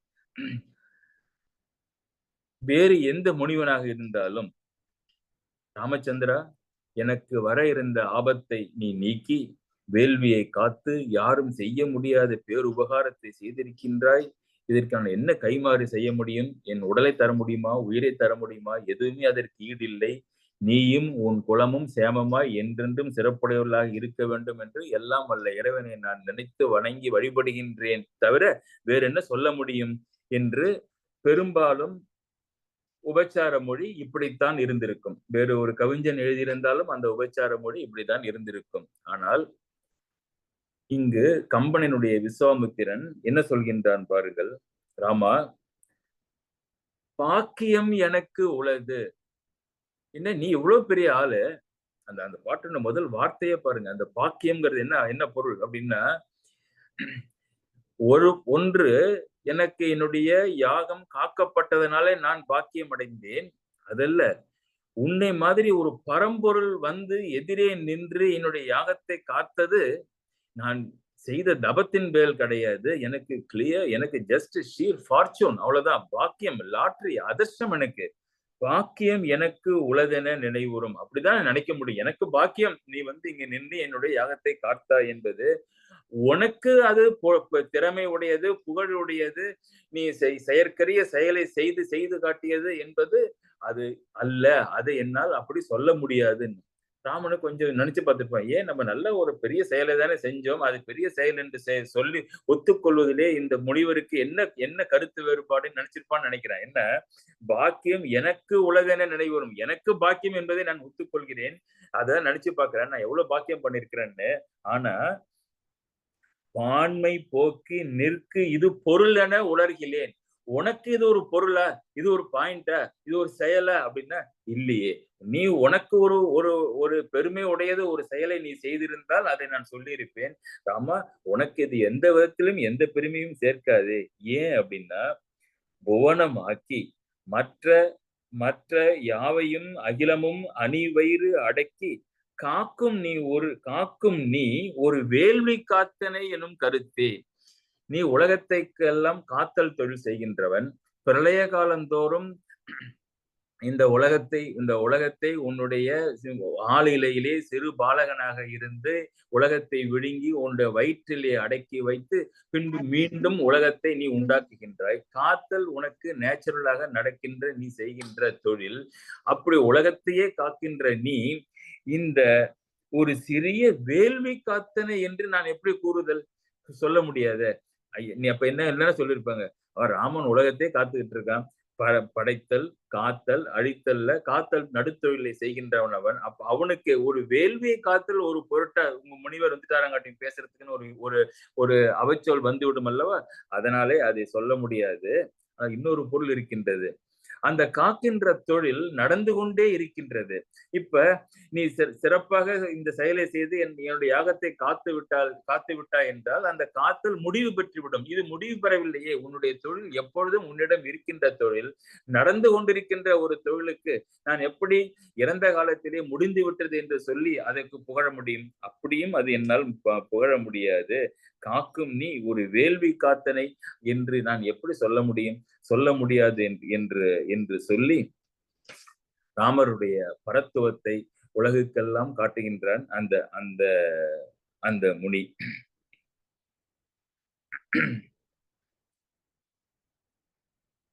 அன்று இரவு அங்கு தங்குகின்றனர். எல்லாரும் பேசிட்டு இருப்பாங்கன்னு நினைக்கிறேன். மற்ற முனிவர்கள், தவசிகள் எல்லோருமே அந்த ராமலக்ஷ்மணனுடைய எப்படி இந்த வேள்வியை காத்தனர் என்று இனிமையாக பேசி இரவு கழிய அடுத்த நாள் காலை இப்ப ராமன் என்ன பண்ணிருப்பான்னு நினைக்கிறீங்க நீங்க? முனிவர் எதற்கு கூப்பிட்டார்? வேள்வியிலே இடையூறு செய்கின்றார்கள், அவர்களை தடுத்து நிறுத்தி என் வேள்வியை பூர்த்தி செய்வதற்காக உன் கரிய செம்மல் ஒருவனை நீ தந்திடுதி என்று கேட்டு வாங்கி கொண்டு வந்தார். வேள்வியை நடத்தி காட்டியாகிவிட்டது, காத்தல் தொழில் பூர்த்தியாகிவிட்டது. அப்ப என்ன சொல்வாரு? ராமா, இலக்குவ, உங்கள் கடமையை செவ்வனே செய்தீர்கள், வந்த வழியே பார்த்து கொண்டால் நீங்கள் திரும்பி தசரதனை சென்று அடைந்து அயோத்தி சென்று அடைந்து விடலாம், இப்படியே செல்லுங்கள் என்று இன்னும் நிறைய மந்திரங்கள் எல்லாம் சொல்லி கொடுத்திருக்கின்றார். வெப்பநிலையை மாற்றுவதற்கு, சூழ்நிலையை மாற்றுவதற்கு அஸ்திரங்கள் எல்லாம் கொடுத்திருக்கின்றார். பயமில்லை, நீங்கள் செல்லலாம் என்று சொல்லியிருப்பார். அல்லது மரியாதை நிமித்தம் திரும்பலாம் வாங்கல் என்று சொல்லி நானும் உங்க கூட வந்து அயோத்தியிலே உன் தந்தையிடம் கையை பிடித்து உங்கள் இருவரையும் விட்டு, அப்பாப்பா உன்னை கொடுப்பதற்குள்ள இருந்தால் அவ்வளவு பாடுபடுத்தினாரே, பத்திரமாக கொடுத்து விட்டேன் என்று சொல்லி அவரிடம் ஒப்படைத்து விட்டு நான் அவர் அடுத்த வேலையை ஆரம்பிப்பார் என்று ராமன் நினைத்திருக்கலாம். அது அல்ல. ராமன் என்ன செய்தான் என்றால், இன்று காலையில் எழுந்தவுடன் இன்று யான் செய்யும் பணி என்பல் பணி என இசைத்தான். இதுவரைக்கும் நடந்ததை பற்றி ஒன்றுமே அதை கருத்திலே இல்லாத மாதிரி, அதை மறந்து விட்ட மாதிரி, ஐயா குருநாதரே, முனிவரே, இன்று நான் செய்ய வேண்டிய பணி, அது ஒரு பணி சொன்னீங்க, முடிஞ்சு போச்சு. இன்று யான் செய்யும் பணி என்கொல். பணி என்ன? பணின சொல். பணி என இசைத்தான். எப்படி பாருங்க அந்த பாட்டு. என்று கூறிய பின்னர் எழில் மலர் காணத்து அன்றுதானும் அருந்தவ முனிவரோடு உவந்து இருந்து, எல்லா முனிவர்களும் சேர்ந்து அந்த இரவு இருந்த பிறகு குன்றுபோல் குணத்தான் எதிர். குன்றுபோல் குணம்னு என்ன? பெரிய குணக்குன்றுங்கிற அசைக்க முடியாத நல்ல குணங்களை உடைய விஸ்வாமித்திரன். இந்த குணங்களுக்கு குன்றை உதாரணமாக சொல்வது என்பது எல்லா கவிஞர்களிடம் இருக்கின்றது. வள்ளுவரும் சொல்கின்றாரே, குணம் என்னும் குன்றேறி நின்றார் வெகுளி கணமேயும் காத்தல் அறிதின்றார்ல. அந்த குன்றுபோல் குணத்தான் எதிர் கோசலை குருசில். கோசலையினுடைய மகன் இன்று யான் செய்யும் பணி என்கொல் பணி என பணித்தான். இன்னைக்கு என்ன வேலை இருக்கின்றது ஆசிரியரே சொல்லுங்கள் என்று கேட்க கடைசி செய்யுள் வருகின்றது. என்னவென்றால், அரிய யான் சொல்லின் ஐய நிற்க அரியது ஒன்றில்லை. இன்னைக்கு என்ன வேலைன்னு சொல்லுங்க அப்படின்னு சொன்னா, ஏதாவது உனக்கு ஏற்ற ஒரு ரேர் அச்சீவ்மெண்ட் இருக்கிற மாதிரி ஒரு செயல் சொன்னா அது செஞ்சா உனக்கு பெருமை. அப்படி ஒண்ணு இல்லையாப்பா. அரிய யான் சொல்லின் ஐய நிற்க அரியது ஒன்று இல்லை. நான் அரியதுன்னு நினைச்சிட்டு ஒண்ணு சொன்னா கூட உனக்கு அது டிஃபிகல்ட்டி கிடையாது, உனக்கு அது அரியது கிடையாது. உனக்கு just like any other முண்டேன் assignment. அரிய யான் சொல்லின், என்னை பொறுத்த வரைக்கும் அது அரியதுதான். இருந்தாலும் ஐய நிற்க அரியது ஒன்று இல்லை, உனக்கு அரியது அது இல்லை. பெரிய காரியம் உல அவை முடிப்பது பின்னர். ஒரு குழு வைக்கிறார். பொடி வச்சு பேசுவதில் விஸ்வாமித்திரர் பெரிய ஆள். அவர் பெரிய காரியம் உல அவை முடிப்பது பின்னர். என்ன ஒரு பெரிய காரியம்? பெரிய காரியம் உல அவை முடிப்பது பின்னர். பின்னால் இப்ப தாடகை வதம் முடிந்து விட்டது. நான் முன்பே சொன்ன மாதிரி இந்த ஜேர்னியில 3 பெண்களை அறிமுகம் செய்து வைக்க இருக்கின்றார். தாடகையை பார்த்து விட்டான் ராமன். அடுத்தது அகலியை பார்க்க வேண்டும், அடுத்தது சீதையை பார்க்க வேண்டும். இந்த இந்த தாடகை வதம் மாதிரி அகலியை பார்ப்பதிலே ஒன்றும் பெரிய காரியம் எதுவும் இல்லையே. ஆனா இங்க முனிவர் என்ன சொல்றாரு, பெரிய காரியம் உள்ள அவை முடிப்பது பின்னர். இப்ப இது ரெண்டும் உடனே நடக்க போகுது, நாளைக்கே நடக்க போகுது, இன்னொன்னு நாளன்னைக்கு நடக்க போகுது. பின்னர் என்றால் என்ன பொருள் என்றால், ராம அவதாரத்தினுடைய அவதார நோக்கமே ராவணனை மற்ற அரக்கர்களையும் அந்த குலத்தையும் வதை செய்வது என்பது.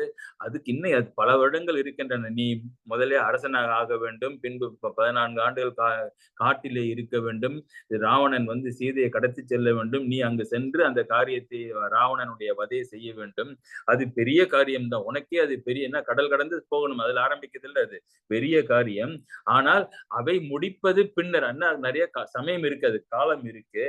விரியும் வார் புனல் மருதம் சூழ் மிதலையார் கோமான் புரியும் வேள்வியும் காண்டு நாம் எழுக என்று போனார். அது அப்புறம் பாத்துக்கலாம். ஆனா இப்ப இம்மீடியட்டா கையில 2 ஜாப் இருக்கு, ஒரு ஜாப் இருக்குன்னு 2 சொல்லல. என்ன ஒண்ணு சொல்றாரு, என்ன சொல்றாரு அப்படின்னா, இப்ப ராமன் ஏமாந்துட்டான்னு நினைக்கிறேன். என்ன அயோத்திக்கு போவதற்குத்தான் அவன் சொல்லுவார் என்று நினைத்தால், இங்க வேலை முடிந்து விட்டதை காட்டில் என்று சொன்ன, இல்ல என்னுடைய வேள்வியை நீ பார்த்தாய் காத்தாய், அதே மாதிரி இன்னொரு வேள்வி அங்க நடக்கின்றது, அதை காக்க வேண்டிய அவசியம் இல்லை, நீ பார்த்தால் போதும். எங்க மிதிலையிலே நடத்துவது ஜனக மகாராஜா. அங்கே மிதிலையார் கோமான், கோமான்னா அரசன், கோன்னா அரசன், மிதிலையிலே இருக்கின்ற ஒரு அரசன், அங்கே ஒரு புரியும் வேள்வியும் விரியும் வார் புனல் மருதம் சூழ், அந்த அந்த மிதிலையுடைய இயற்கை வளங்களும் செழிப்பையும் சொல்றாரு. அது அப்படியே ஃபென்டாஸ்டிக்கா இருக்கும். அதனுடைய வளம் ஸ்ரீதேவியில் என்ன சீதை பிறந்த இடமாச்சு, அது எப்படி இருக்கும் அந்த நாடு. விரியும் வார் புனல் மருதம் சூழ் மிதிலையார் கோமான் புரியும் வேள்வியும் காண்டு, அவன் அங்கு செய்து கொண்டிருக்கின்ற அந்த வேள்வியும் பார்த்து நாம் திரும்புவோம், எழுக என்று போனார். எழுந்து வாங்க என்று சொல்லிக்கொண்டு அவர் மிதிலையை நோக்கி விஸ்வாமித்திரர் சென்றார். இங்க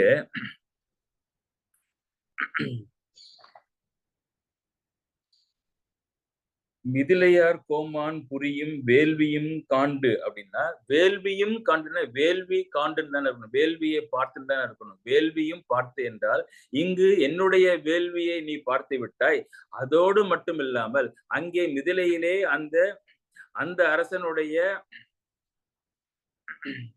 வேள்வியையும் நீ பார்ப்பாய் என்று அந்த வேள்வியும் உண்மை போட்டார்ல, வேள்வியும் காண்டும் என்ற இடத்துல அந்த உண்மை வந்து என் வேள்வியை கண்டதோடு அன்றி அந்த மிதிலை மன்னனுடைய வேள்வியும் நீ காண வேண்டும், நீ காண்பாய் என்று சொன்ன அந்த உண்மைக்கு வந்து என்ன இலக்கணத்துல என்ன பொருள்னா, இறந்தது தழுவிய எச்ச உண்மை.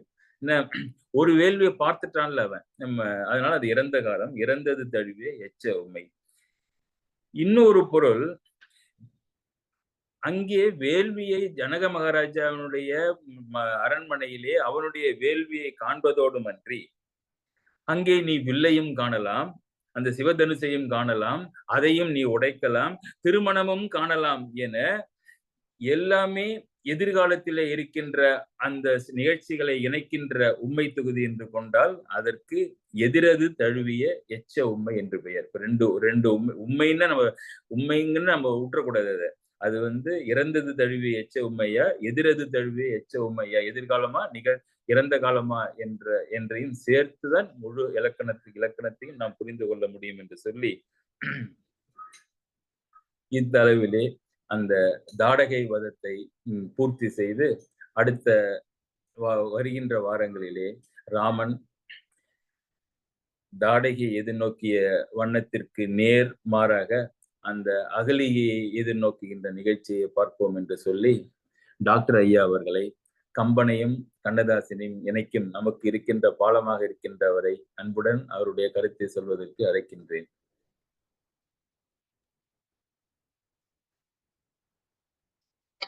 நன்றி ஐயா. இந்த அறிவு கலந்த ஆன்மீக குழுவில் கம்பன் கண்ணதாசன் உறவை பற்றி சில வார்த்தைகள் பரிமாறிக்கொள்ள சந்தர்ப்பம் கிடைத்தமைக்கு எனக்கு மனமார்ந்த நன்றியை முதலில் தெரிவித்துக் கொள்கிறேன், அனைவருக்கும் தெரிவித்துக் கொள்கிறேன். குறிப்பாக நமது ஆசிரியர் செல்வநாயகம் ஐயா அவர்களுக்கு சிறந்தாழ்த்து நன்றி தெரிவித்துக் கொள்கிறேன். ஏனென்றால் அவர் இல்லை என்றால் இந்த டிஸ்கஷனில் நான் இல்லை. அண்ட் கம்பனுக்கும் கண்ணதாசனுக்கும் இருந்த உறவு என்பது இந்த திரை உலகத்துக்கும் தெரியும், தமிழ் உலகத்துக்கும் தெரியும். கம்பனுக்கும் அவருக்கும் பூர்வ ஜென்ம தொடர்பு இருந்திருக்கிறது என்று நம்பினவர் கவிஞர். ஏனென்றால் அவர் கம்பன் திருவெண்ணைநல்லூரில் கம்பனுடைய வீட்டில் நான் கணக்கு எழுதி கொண்டிருந்தேனோ என்ற பூர்வ ஜென்ம கனெக்ஷன் ஒன்று கூட அவர் சொல்லி இருக்கிறார். அவர் பாடும்போது கூட நீங்கள் கேட்டிருக்கலாம், இந்த காவியத்தாயின் இளைய மகன், காதல் பெண்களின் பெருந்தலைவன், நான் சுதந்திரமானவன் மனிதனில்லை, எந்த நிலையிலும் எனக்கு மரணம் இல்லை அப்படின்னு ஒரு பாட்டு பாடியிருக்காரு. உங்களுக்கு எல்லாம் தெரியும், ரத்த திலகம் என்ற படத்துல. அதுல காவியத்தாயின் இளைய மகன் அவரை சொல்லிக்கிறார். ஏன்னா கம்பனை மூத்த மகன்கிறார். கம்பன் மூத்த மகன், நான் இளைய மகன் தான் அவர் பாடுறாரு. அந்த மாதிரி எல்லாம் தெரியும் connection between Kamban and Kannadasan. இப்பொழுது நாம் இன்று எடுத்துக்கொள்ளக்கூடிய கம்பனின் வரிகளை ஐயா அவர்களை விளக்குமாறு கேட்டுக்கொள்கிறேன். அதுக்கு தகுந்த பாட்டை பின்பாடி நான் பாடுகிறேன். சரி. கம்பராமாயணத்திலே ஒரு நிகழ்ச்சி. சூர்பனகை ராமன் மேல் மையல் கொள்கின்றாள். ஆனால் பக்கத்தில் இருக்கின்ற சீதை இருக்கின்றவரை ராமன் நம்மை சீந்த மாட்டான் என்று புரிந்து கொள்கின்றாள். அப்ப சீதையை முதலில் ராமனிடமிருந்து பிரிக்க வேண்டும் என்பதற்கு சூழ்ச்சி செய்கின்றாள். மூக்கு அறுபட்டு லக்ஷ்மணனால் மூக்கு அறுபட்டு இலங்கைக்கு சென்று விழுந்த சூர்பனகை தன்னுடைய அண்ணனை பார்த்து, அண்ணா, உனக்கென்று ஒரு பெண்ணை நான் பார்த்தேன், அத்தனை அழகாக இருக்கின்றாள் என்று சொல்லி இன்ன ராவணன் அந்த சீதையை பார்க்கவில்லை, வெறும் தன்னுடைய வார்த்தை ஜாலத்தாலேயே ராவணனை மயக்கி சீதை என்பால் காதலை உண்டாக்கும்படி சொல்கின்றாள். அது சொல்கின்ற திறம். அப்படி சொல்கின்ற பாடல்களிலே ஒரு பாடல் இன்று நாங்கள் எடுத்துள்ளோம். என்ன பாடல் என்றால், அண்ணனை பார்த்து சூர்பனகை சொல்கின்றால், பெரும் அழகுடைய பெருமையுடைய பெண்களை தேவர்கள் எல்லோரும் இறைவர்கள் பெற்றுள்ளார்கள். அவர்கள் ஒவ்வொருவரும் அந்த பெற்ற தங்களுடைய மனைவியை ஒரு இடத்திலே வைத்திருக்கின்றார்கள். பார்த்தால் பாகத்தில் ஒருவன் வைத்தான். சிவபெருமான் முக்கண்ணன் தன்னுடைய உடம்பிலே ஒரு பாகத்தை தன்னுடைய மனைவி பார்வதிக்கு கொடுத்தான். பாகத்தில் ஒருவன் வைத்தான். பங்கயத்து இருந்த பெண்ணை ஆகத்தில் ஒருவன் வைத்தான். பங்கயம் என்றால் தாமரை. தாமரையிலே இருக்கின்ற மகாலட்சுமியை ஆகத்தில்னா மனசுல, நெஞ்சிலே மார்பிலே வைத்தான் ஒருவன், விஷ்ணு வைத்தான். அந்தணன் நாவில் வைத்தான். அந்தணன் நாவில் வைத்தான் என்றால் பிரம்மா சரஸ்வதியை தன்னுடைய நாவிலே வைத்தான். அந்தணன் நாவில் வைத்தான். மேகத்தில் பிறந்த மின்னை வென்ற நுண்ணிடையாலை மாக தோல் வீர பெற்றால் எங்கனம் வைத்து வாழ்தி. இவர்களுக்கு, இந்த பெண்களுக்கு சமமாக இருக்கின்ற இந்த சீதையை நீ பெற்றால் நீ எங்கே வைத்து வாழ்வாய்? உடம்பிலே பாதிய அது சிவபெருமான் ஆல்ரெடி வைத்து விட்டார். நாவிலே வைப்பாயா? அதை அந்தணன் வைத்து விட்டான். மனசிலே வைப்பாயா? அந்த பெருமாள் வைத்து விட்டாரே. நீ எங்கே வைத்து வாழப் போகின்றாய்? எனக்கு தெரியவில்லையே. அவளுக்கு உரிய நீ இடத்தை எங்கே வைத்திருக்கின்றாய் என்று கேட்பத மாதிரி ஒரு பாடல். ஆனா அந்த பாடல் உண்மை பொருள் என்னன்னா, பெற்றால்னா உன்னால பெற முடியாது, சீதையை உன்னால் பெற முடியாது. பெற்றால் எங்கனம் வைத்து வாழ்தி, எங்க நீ வாழப்போற, வச்சுட்டு எங்க வாழப்போற, பின்னாலே ராமன் உன்னை கொன்னுடுவான் என்ற ஒரு மறைப்பொருளையும் வைத்து அண்ணனுக்கு அந்த பாட்டை சொல்கின்றார். இந்த பாட்டிற்கு ஏற்ற ஒரு பாடலை கண்ணதாசனும் இயற்றியுள்ளார். டாக்டர். உங்கள் அனைவருக்கும் தெரியும், 1970 வியட்நாம் வீடு என்று ஒரு படம் வந்தது. அதில் நமது ஃபேமஸ் நடிகர் திலகம் சிவாஜி கணேசன், நாட்டிய பேரொழி பத்மினி, எம்.ஆர். ராதா இவர்கள் எல்லாம் நடித்திருக்கிறார்கள். அதில் ஒரு பள்ளியறை காட்சியில் அவர்கள் சிவாஜி கணேசனும் பத்மினியும் அந்யோன்யமாக பாடிக்கொண்டிருக்கும் ஒரு பாடலில் இந்த வரியை, அந்த பாடல் உங்களுக்கு பழக்கமான, ரொம்ப காமன், எல்லோருக்கும் தெரிந்த பாடல். அதில் இதே வரியை அனைவருக்கும் புரியும்படியாக சிம்பிளாக அவர் கண்ணதாசன் அவருடைய பெருமையே அதுதான். அந்த மாதிரி இயற்றி போட்டிருக்கிறார் அந்த பாடலை. அந்த வரிகளை முதலில் பாடி விடுகிறேன், அப்புறம் உங்களுக்கு பாடல் தெரியும். பரமசிவன் சக்தியை ஓர் பாதியில் வைத்தான், அந்த பரமகுரு 2 பக்கம் தேவியை வைத்தான், பால்கடலில் மாதவனோ பக்கத்தில் வைத்தான், ராஜா பத்மநாபன் ராணியை தன் நெஞ்சினில் வைத்தான். நானம்மா அது நானம்மா. பாலக்காட்டு பக்கத்திலே ஒரு அப்பாவி ராஜா, அவர் பழக்கத்திலே ஒரு குழந்தையை போல் ஒரு அம்மாஞ்சி ராஜா. பாலக்காட்டு ராஜாவுக்கு ஒரு அப்பாவி ராணி, அவ சேலை கட்ட பார்த்தா போகும் அம்மாமி பாணி என்ற அந்த பாட்டில் இந்த கம்பனுடைய வரிகளை அவர் சிம்பிளாக போட்டு அனைவருக்கும் புரியும்படியாக சொல்லியிருக்கிறார்.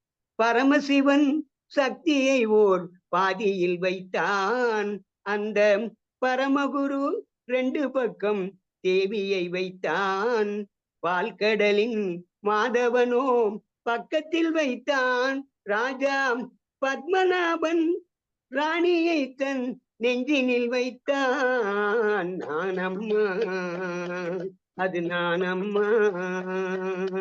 பாலக்காட்டு பக்கத்திலே ஒரு அப்பாவி ராஜா, அவர் பழக்கத்திலே ஒரு குழந்தையை போல் ஒரு அம்மாஞ்சி ராஜா அப்படின்னு அந்த பாட்டு போகுது. அப்படியே இருக்கின்றது கம்பனுடைய வரி, அந்த வரிகள். இன்னொரு பாட்டையும் பார்த்துடலாமா டாக்டர்? இன்னொரு பாட்டையும் பார்த்துடலாம் சார். இந்த சீன் அயோத்தியா காண்டத்திலே ராமருக்கு பட்டாபிஷேகம் அறிவிக்கப்பட்டு பின்பு கைகேயினுடைய வரத்தினாலே அது தடைபடுகின்றது. 14 ஆண்டுகள் காட்டிற்கு செல்ல வேண்டும், பரதன் நாட்டை ஆள வேண்டும் என்று வரம் வாங்குகின்றாள் கைகேயி. காட்டுத்தீ மாதிரி அயோத்தி எல்லாம் இந்த செய்தி பரவுகின்றது. மக்கள் எல்லாம் பதபதைக்கின்றனர். ஐயோ, நம்முடைய ராமன் காட்டிற்கு செல்வதா என்று அவர்களால் ஏற்றுக்கொள்ள முடியாமல் வருந்தி நிற்கின்றனர். செய்தியை கேட்ட அந்த இலக்குவன் சீறுகின்றான். அவன் ஆதிசேஷனுடைய அவதாரம் ஆயிற்று. கோபம் வருகின்றது. வில்லையும் நாணையும் எடுக்கின்றான். ராமன் தான் பட்டாபிஷேகம் செய்வான். அவனை தடுப்பதற்கு இங்கு யார் வந்தாலும், என் தந்தையே இருந்தாலும் அவர்களை எல்லாம் கொன்று அவருடைய தலையெல்லாம் அடுக்கி அதன் மேலே என் அண்ணனை அமர வைத்து நானே பட்டம் சூட்டுகின்றேன் என்று வீரவேசம் பேசுகின்றான். எல்லோரும் நடுங்குகின்றனர். அவன் எதையும் உடனேயே செய்து முடிக்கின்றவன் அந்த இலக்குவன். ராமன் அவன் கையை பிடித்து கொண்டு எவ்வளவோ சொல்லி பார்க்கின்றான். கோபம் குறையவில்லை இலக்குவனுக்கு. ஒன்றொன்றுக்கும் ஒரு பதிலை சொல்கின்றான். கடைசியாக சொல்கின்றான், நீ இப்படி இவர்கள் மேலெல்லாம் கோபப்படுகின்றாயே, சிறிய அன்னை மேல் கோபப்படுகின்றாய், பரதன் மேல் கோபப்படுகின்றாய், தந்தையின் மேல் கோபப்படுகின்றாயே, இதற்கெல்லாம் அவர்கள் காரணம் இல்ல, விதிதான் காரணம். என்னுடைய விதிதான் காரணம். நான் காட்டிற்கு செல்ல வேண்டும் என்று விதி இருந்தால் யாரால் அதை தடுக்க முடியும்? உன்னால் தடுக்க முடியாது. விதிப்படிதான் நம்முடைய வாழ்க்கை. இந்த ராமாயணம் என்பது, ராமாயணம் மகாபாரதம் என்ற நூல்கள் விதியின் வழிதான் வாழ்க்கை என்பதை ஏற்றுக்கொண்ட புத்தகங்கள். அதனாலே அந்த விதி வழிதானே நம்முடைய வாழ்க்கை நடக்கும். இதற்கு நீ கோபப்படலாமா என்று கேட்கின்றான். அந்த பாடல் வருகின்றது. ரொம்ப ஒரு ராமாயணத்திலே ஒரு சிறந்த பாடல் அது. ராமனுடைய கூற்றாக வருகின்றது. நதியின் பிழை என்று நரும் புனல் இன்மை. நரும் புனல்னா புனல் இன்மைன்னு சொன்னா கூட பரவாயில்ல. இப்போ சென்னையில ஒரு நதியெல்லாம் பார்த்துருப்பேன். I think you could foresee நினைக்கிறேன் கம்பன். நதியின் பிழை என்று நரும் புனல் இன்மை. நீரே கிடையாது. நரும்னா வாசனை உள்ள சிறந்த நீர் இல்லாததற்கு காரணம் நதியின் பிழைய கிடையாது. இல்ல, அது வானம் பொய்த்திருக்கலாம், மக்கள் அந்த நதியை பாழடைத்து இருந்திருக்கலாம்.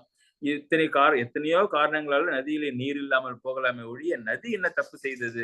நதியின் பிழை என்று நறும்புணல் இன்மை அற்றே பதியின் பிழை என்று நீ நம்முடைய தசரத மகாராஜாவின் பிழை என்று சொல்கின்றாயே, அவர் வரம் கொடுத்து தப்பு என்று சொல்கின்றாயே, அவருடைய பிழையும் அல்ல. பயந்து நம்மை புறந்தால் மதியின் பிழை என்று பிறந்ததுலேருந்து நம்ம அன்போட வைத்திருக்கின்றாலே நம்முடைய தாய், இந்த வரம் வாங்கின கைகேயி அவளுடைய பிழையும் அல்ல, பயந்து நம்மை புறந்தால் மதியின் பிழை என்று. அவளுடைய மதி, அவ என்ன பைத்தியமான்னு கேட்கிறான் பரதன் தாயை பார்த்து, இது லட்சுமணன், அந்த மதியினுடைய பிழை என்று, மகன் பிழை என்று. நீ பரதனை ஒருவாறு கோபித்துக் கொண்டிருக்கின்றாயே, அவன் உத்தமன், அவனுடைய பிழையாது. அவன் எங்கேயோ நம்முடைய தாத்தா வீட்டிலே இருக்கின்றான். அவன் எங்கே வந்தான்? அவன் என்ன தவறு செய்தான்? என்ன சூழ்ச்சி செய்தான்? மகன் பிழை என்று. மைந்தன்னா பாருங்க, தம்பி ஒரு நாள் தான் வித்தியாசம், இவனுக்கு 2 நாள் வித்தியாசம்னு வச்சுங்க. அப்படி இருக்கிறப்ப மகனேன்னு கூப்பிடுறாரு, நீ அவ்வளவு சிறுவனாக பாவித்து கூப்பிடுகின்றார். மைந்த, விதியின் பிழை, நீ இதற்கு என்னை வெகுண்டது என்றான். இதற்கு போய் நீ யார் மேல நீ கோபப்பட போகின்றாய்? விதியின் மேலையா என்று கேள்வி கேட்கின்றான். நதியின் பிழை என்று நறும்புணல் இன்மை அற்றே பதியின் பிழை என்று, பயந்து நம்மை புறந்தால் மதியின் பிழை என்று, மகன் பிழை என்று, மைந்த விதியின் பிழை, நீ இதற்கு என்னை வெகுண்டது என்றான். இந்த இதெல்லாம் விதியின் பிழையப்பா, எதற்கு நீ கோபப்படுகின்றாய் என்ற வரியை கண்ணதாசன் எப்படி பயன்படுத்தியிருக்கின்றான் என்பதை டாக்டரிடம் கேட்போம்.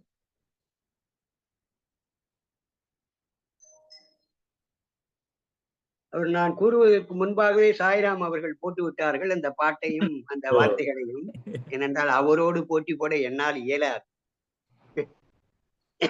நதி வெள்ளம் காய்ந்து விட்டால் நதி செய்த குற்றம் இல்லை, விதி செய்த குற்றம் அன்றி வேறு யாரம்மா. நதி வெள்ளம் காய்ந்து விட்டால் நதி செய்த குற்றம் இல்லை, விதி செய்த குற்றம் அன்றி வேறு யாரம்மா என்ற வரிகள் கண்ணதாசன் தியாகம் என்ற படத்துல அதுல டிஎம்எஸ் பாடுறாரு. அந்த பாட்டு உங்களுக்கு எல்லாருக்கும் தெரியும். அவரு நம்ம சாய்ராம் சார் போட்ட மாதிரி, நல்லவர்க்கெல்லாம் சாட்சிகள் என்று ஒன்று மனசாட்சி, ஒன்று தெய்வத்தின் சாட்சியம்மா. நம்பிக்கை வைத்து கல்லையும் பார்த்தால் தெய்வத்தின் சாட்சியம்மா, அதுதான் உள்ளத்தின் சாட்சியம்மா, அதுதான் உண்மைக்கும் சாட்சியம்மா. நதி வெள்ளம் காய்ந்து விட்டால் நதி செய்த குற்றம் இல்லை, விதி செய்த குற்றம் அன்றி வேறு யாரம்மா. பறவைகளே பதில் சொல்லுங்கள், மனிதர்கள் மயங்கும் போது நீங்கள் பேசுங்கள், மனதிற்கு கொஞ்சம் தூது சொல்லுங்கள். நல்லவர்க்கெல்லாம் சாட்சிகள் 2, ஒன்று மனசாட்சி, ஒன்று தெய்வத்தின் சாட்சியம்மா, தெய்வத்தின் சாட்சியம்மா. ஆண்டவன் அரியன் நெஞ்சில் ஒரு துளி வஞ்சம் இல்லை, அவனன்றி எனக்கு வேறு ஆறுதல் இல்லை. ஆண்டவன் அரியன் நெஞ்சில் ஒரு துளி வஞ்சம் இல்லை, அவனன்றி எனக்கு வேறு ஆறுதல் இல்லை. மனிதனம்மா மயங்குகிறேன், தவறுக்கு துணிந்த மனிதன் அழுவதில்லையே, தவறியும் வானம் மண்ணில் விழுவதில்லையே. நல்லவர்க்கெல்லாம் சாட்சிகள் 2, ஒன்று மனசாட்சி, ஒன்று தெய்வத்தின் சாட்சியம்மா. நம்பிக்கை வைத்து கல்லையும் வைத்தால் தெய்வத்தின் சாட்சியம்மா, அதுதான் உள்ளத்தின் காட்சியம்மா, அதுதான் உண்மைக்கும் சாட்சியம்மா என்று இந்த பாட்டில் அந்த வரிகளை அவர் அருமையாக புகுத்தி இருக்கிறார். அந்த ஐயா அவர்கள் சொல்லியது போல, நதி வறண்டால் நதியின் குற்றம் இல்லை, அது விதி செய்த குற்றம் என்று ரொம்ப அருமையாக இதை சிம்பிளாக எல்லாருக்கும் புரியும்படியாக, அதுதான் கண்ணதாசனுடைய ஒரு சிறப்பு.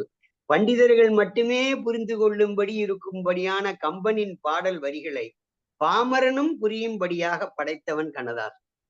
அந்த மாதிரி ஒரு சிம்பிளா படைச்சிருக்காரு அவர். That is the way he has written, sir.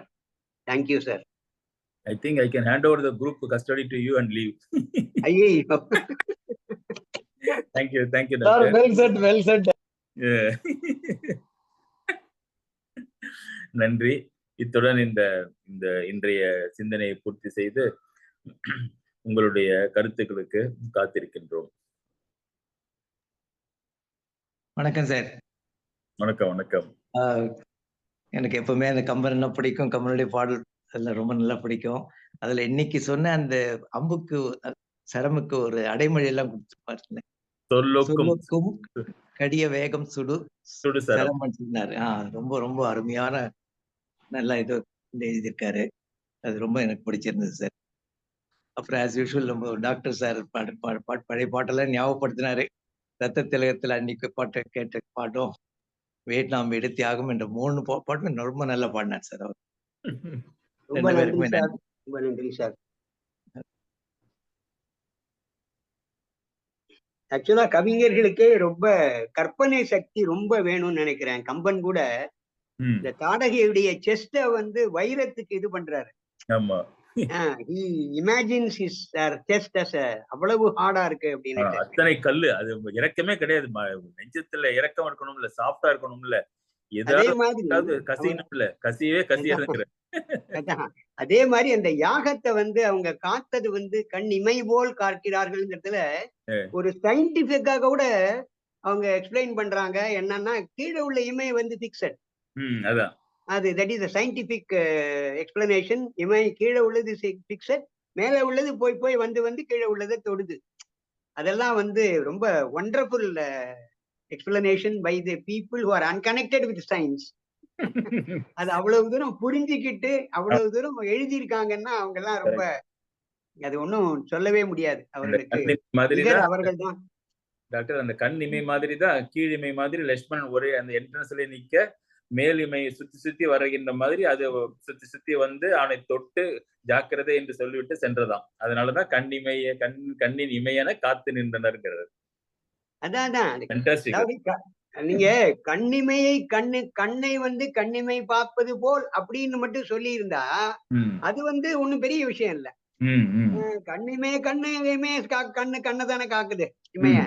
But ஆனா தி எக்ஸ்பிளனேஷன் இஸ் தட் இந்த கீழே உள்ளது பிக்சரா இருக்கு, ராமன் சுத்தி சுத்தி வராரு, அவர் பார்க்கும்போது அந்த மாதிரி ஒரு எக்ஸ்பிளனேஷன் வந்து இட் இஸ் வண்டர்ஃபுல் ரியலி.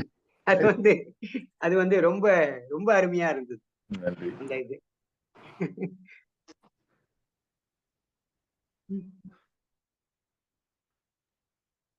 ஐயா இனிய மாலை வணக்கம். வணக்கம். வணக்கம். அற்புதமான செஷன் இன்னைக்கு. ஐயாவோட 2 பாட்டுமே எங்கேயோ அழைச்சிட்டு போயிடுச்சு. ஒரு பக்கம் கம்பன் அப்படின்னாக்க, இன்னொரு பக்கம் சிவாஜி கணேசன், இந்த பக்கம் நாட்டிய பேரொழி. எங்கெங்கேயோ கற்பனைகள்லாம் போற அளவுக்கு கொண்டு போயாச்சு. ரொம்ப அற்புதமான செஷன் ஐயா. இந்த சொல்லுக்கும் பெரிய சிறத்துக்கு எல்லாம் சொல்லிட்டாங்க, நிறைய டிஸ்கஸ் பண்ணியிருக்காங்க. ரொம்ப அற்புதமான செஷன். அதாவது இப்படி கண்ணதாசனையும் கம்பனையும் இணைக்கக்கூடிய ஒரு புதிய சிந்தனை வந்து ஐ திங்க் இந்த குரூப்பை விட்டு இன்னும் நிறைய வெளியில போகணும் அப்படிங்கிறது வழக்கம் போல என்னுடைய பிரார்த்தனை. இது எல்லா இடத்துக்கும் போய் சேர்த்துங்க. அந்த பிரார்த்தனையோட நான் என்னுடைய கருத்தை நிறைவு பண்ணிக்கிறேன். ஏன்னா இவ்வளவு அற்புதமான வேல்யூபிள் திங் வந்து லிமிட்டடா இருக்கக்கூடாது அப்படிங்கிறது என்னுடைய எண்ணம். டாக்டர் ஐயாவுக்கு என்னுடைய சிறந்த வணக்கங்கள். ரொம்ப அற்புதமான முறையில பிரசன்ட் பண்ணாரு. எங்கேயோ கொண்டு வந்துச்சாரு. ரொம்ப அற்புதமா இருந்தது. நான் உங்களோட சிஷ்யன் சார். ரொம்ப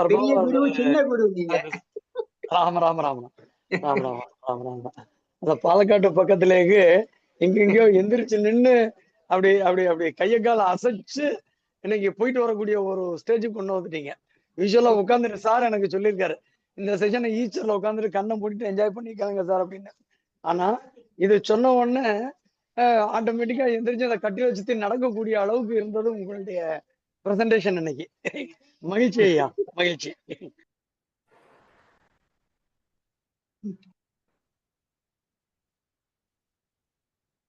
ஆக்சுவலா இந்த 2 பாடல்கள்லயுமே இந்த நல்லவருக்கெல்லாம் உள்ள பாட்டுல வந்து அவ்வளவு மியூசிக் கிடையாது, அவ்வளவு ராக இழுவும் கிடையாது. அது ஒரு மாதிரி ஒரு லெங்தி பாடல் தான். இன்னும் கண்ணதாசனுடைய சில பாடல்கள்லாம் வந்து பார்க்கும்போது அது கேட்கறதுக்கும் ரொம்ப இனிமையா இருக்கும். அது பிற்பாடு ஐயா அவர்கள் எனக்கு சொல்லுவார்கள் என்று நினைக்கிறேன்.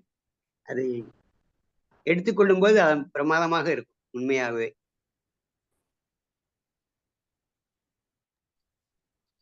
நிறைய சொல்லுங்க சொல்லுங்க சொல்லுங்க.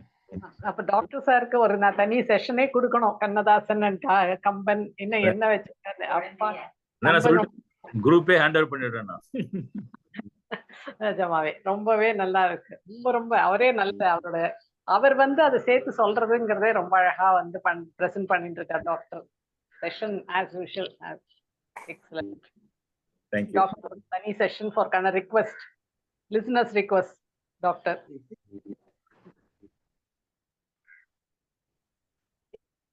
ஹலோ மேடம், எனக்கு பாடத்தான் தெரியும் மேடம்.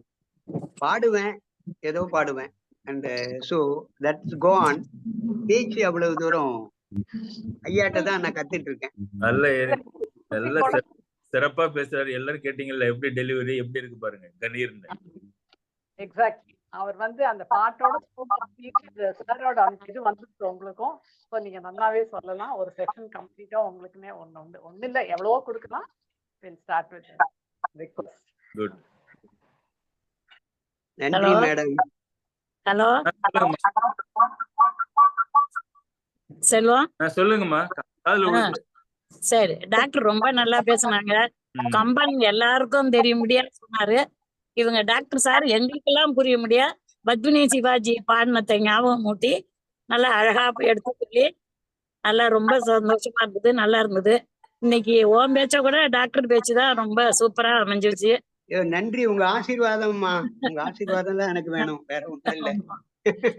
ரொம்ப சந்தோஷமா இருந்தது கேட்கறதுக்கு. பழைய பாடெல்லாம் ஞாபகத்துக்கு வந்தது. நல்லா வாரம் ஒரு பாட்டு பாடுங்க, நல்லா இது மாதிரி சினிமா பாட்டு எல்லாரும் ரசிப்பாங்க. அப்படிதான் பண்ணிட்டு இருக்கிறோம். கண்டிப்பா. கதையும் நல்லா புரியுது, அந்த வார்த்தையும் ரொம்ப நல்லா இருந்தது. நெஞ்சில் வைத்தாவது எல்லாம் அது அந்த பாட்டு வரும்போதே எனக்கு எப்பயுமே அதை 2வது தடவை போட்டு கேட்பேன். இன்னைக்கு அது மாதிரி நீங்களும் 2வது தடவை சொன்னது ரொம்ப சந்தோஷமா இருந்தது. நன்றி, ரொம்ப சந்தோஷம். ஓகே, நன்றி அம்மா, நன்றி. சரி. That's my mother. O, thank you sir. பெரிய பாக்கியம்.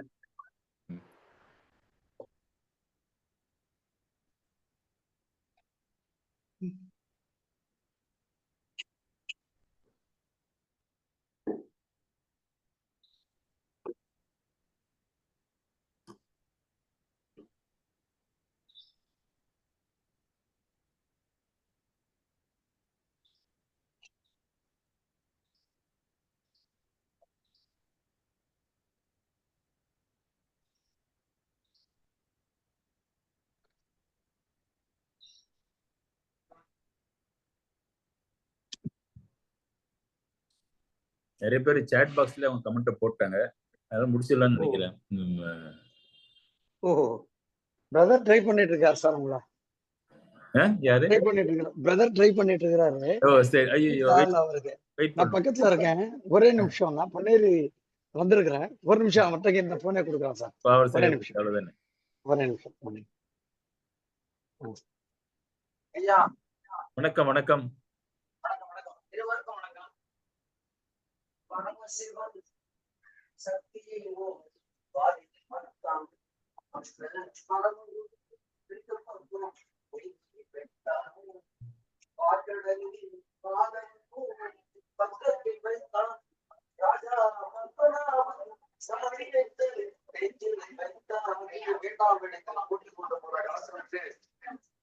செயல்படுறேன். அவர் இனிய அந்த 2வது பாட்டில்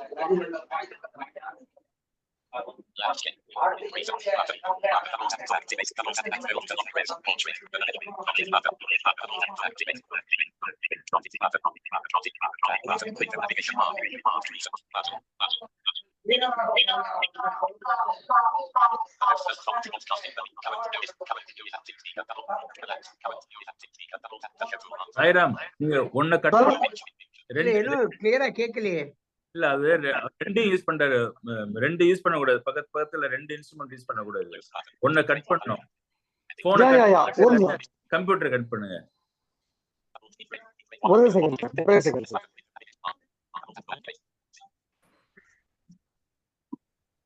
ஹலோ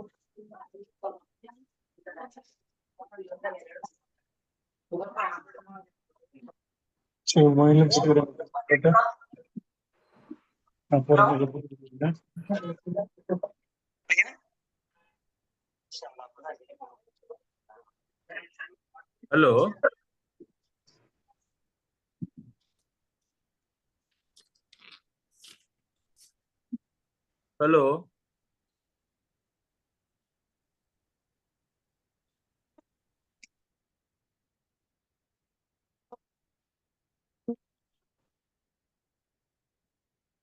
ஓகே, அங்க டிஸ்டர்பன்ஸ் நினைக்கிறேன், சரியா கனெக்ஷன் ஆகல. Shall we close with everybody's permission? Sairam, உங்க இது கிளியர் கேட்கவே இல்லை.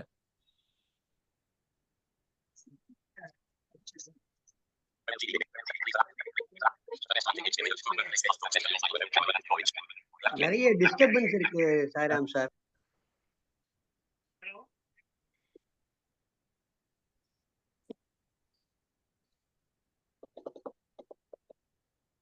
இல்லைன்னா ரெக்கார்ட் பண்ணி அனுப்பிச்சுட்டு நான் போட்டேன்னா. ஹலோ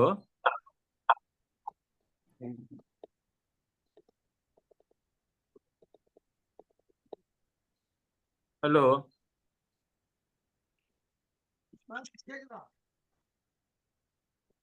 இல்லையே, கேட்கலையா? கேக்குது, இப்ப கேட்டுது. கேட்டதா? கேக்குது.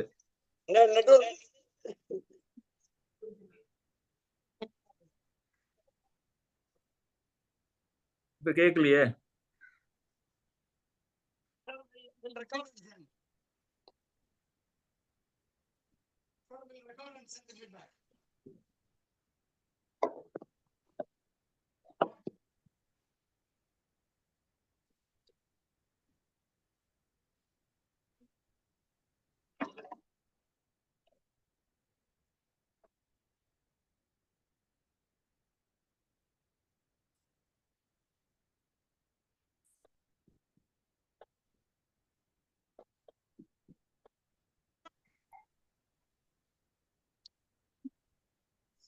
சார் இப்ப கேக்குதா? ஒரே செகண்ட் சார், ஒரே செகண்ட். சூப்பர் சார், கேக்குதா? நான் பேசுறது கேக்குதா? கேக்குதுங்க. கேக்குது சார். ரைட். அதாவது இன்றைய உங்கள் பேச்சு வந்து இன்னும் கொஞ்சம் சுருக்கம் முடிச்சுக்கிறேன்.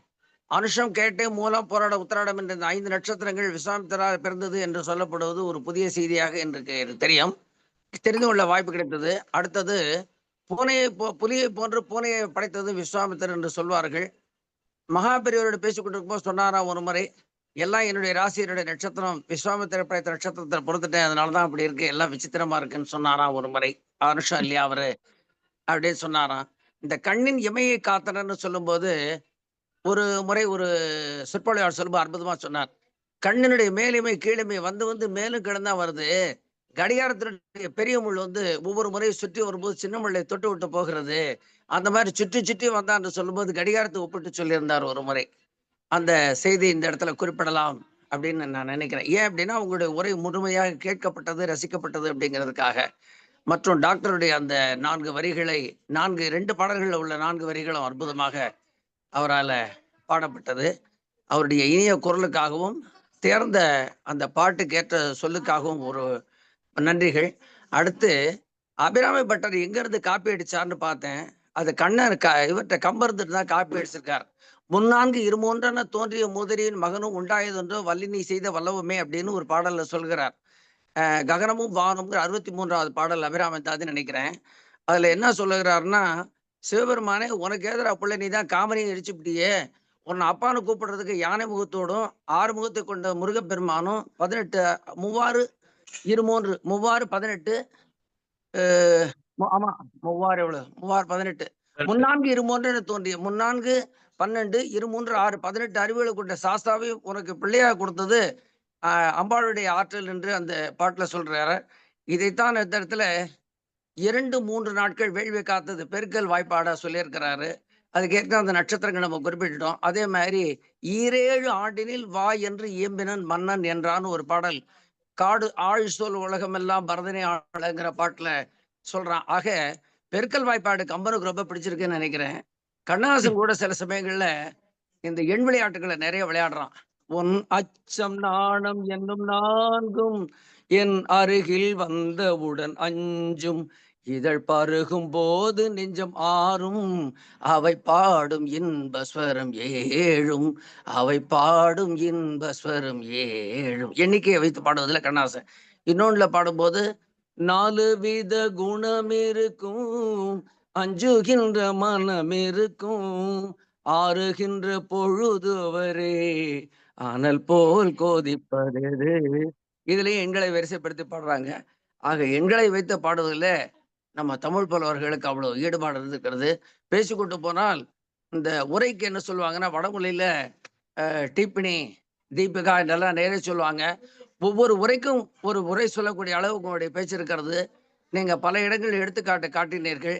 எல்லாம் ஒவ்வொன்றா எடுத்து கொடுப்பாருங்க. நினைவாற்றல் இல்லை, இருந்தாலும் ஒவ்வொன்றுக்கும் ஒவ்வொரு உங்களுக்கு என்ன சொல்லலாம், ஒவ்வொன்றுக்கும் ஒரு டாக்டரேட்டே கொடுக்கலாம். நன்றி ஐயா. இத்துடன் என்னுடைய விமர்சனத்தை நிறுத்திக் கொள்கிறேன். நன்றி. நன்றி சாய்ராம் சார், வெரி நைஸ். அண்ணா சாய்ராம் சாரோட அண்ணா அது பேசுனது வெங்கடசுப்ரமணியன் சார் பேச வைத்தது நீங்க தானே பண்ணீங்க. நன்றி. நாகஜ பேசினோம். என்ன பண்றீங்க? சிந்தனையை தூண்டக்கூடிய அற்புதமான உரை ஐயா. அடுத்த வாரத்துக்காக காத்துட்டு இருப்போம். நன்றி நன்றி.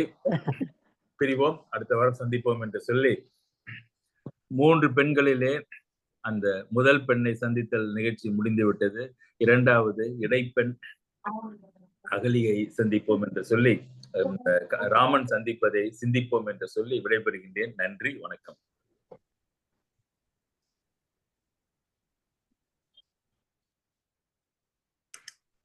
நன்றி சார்.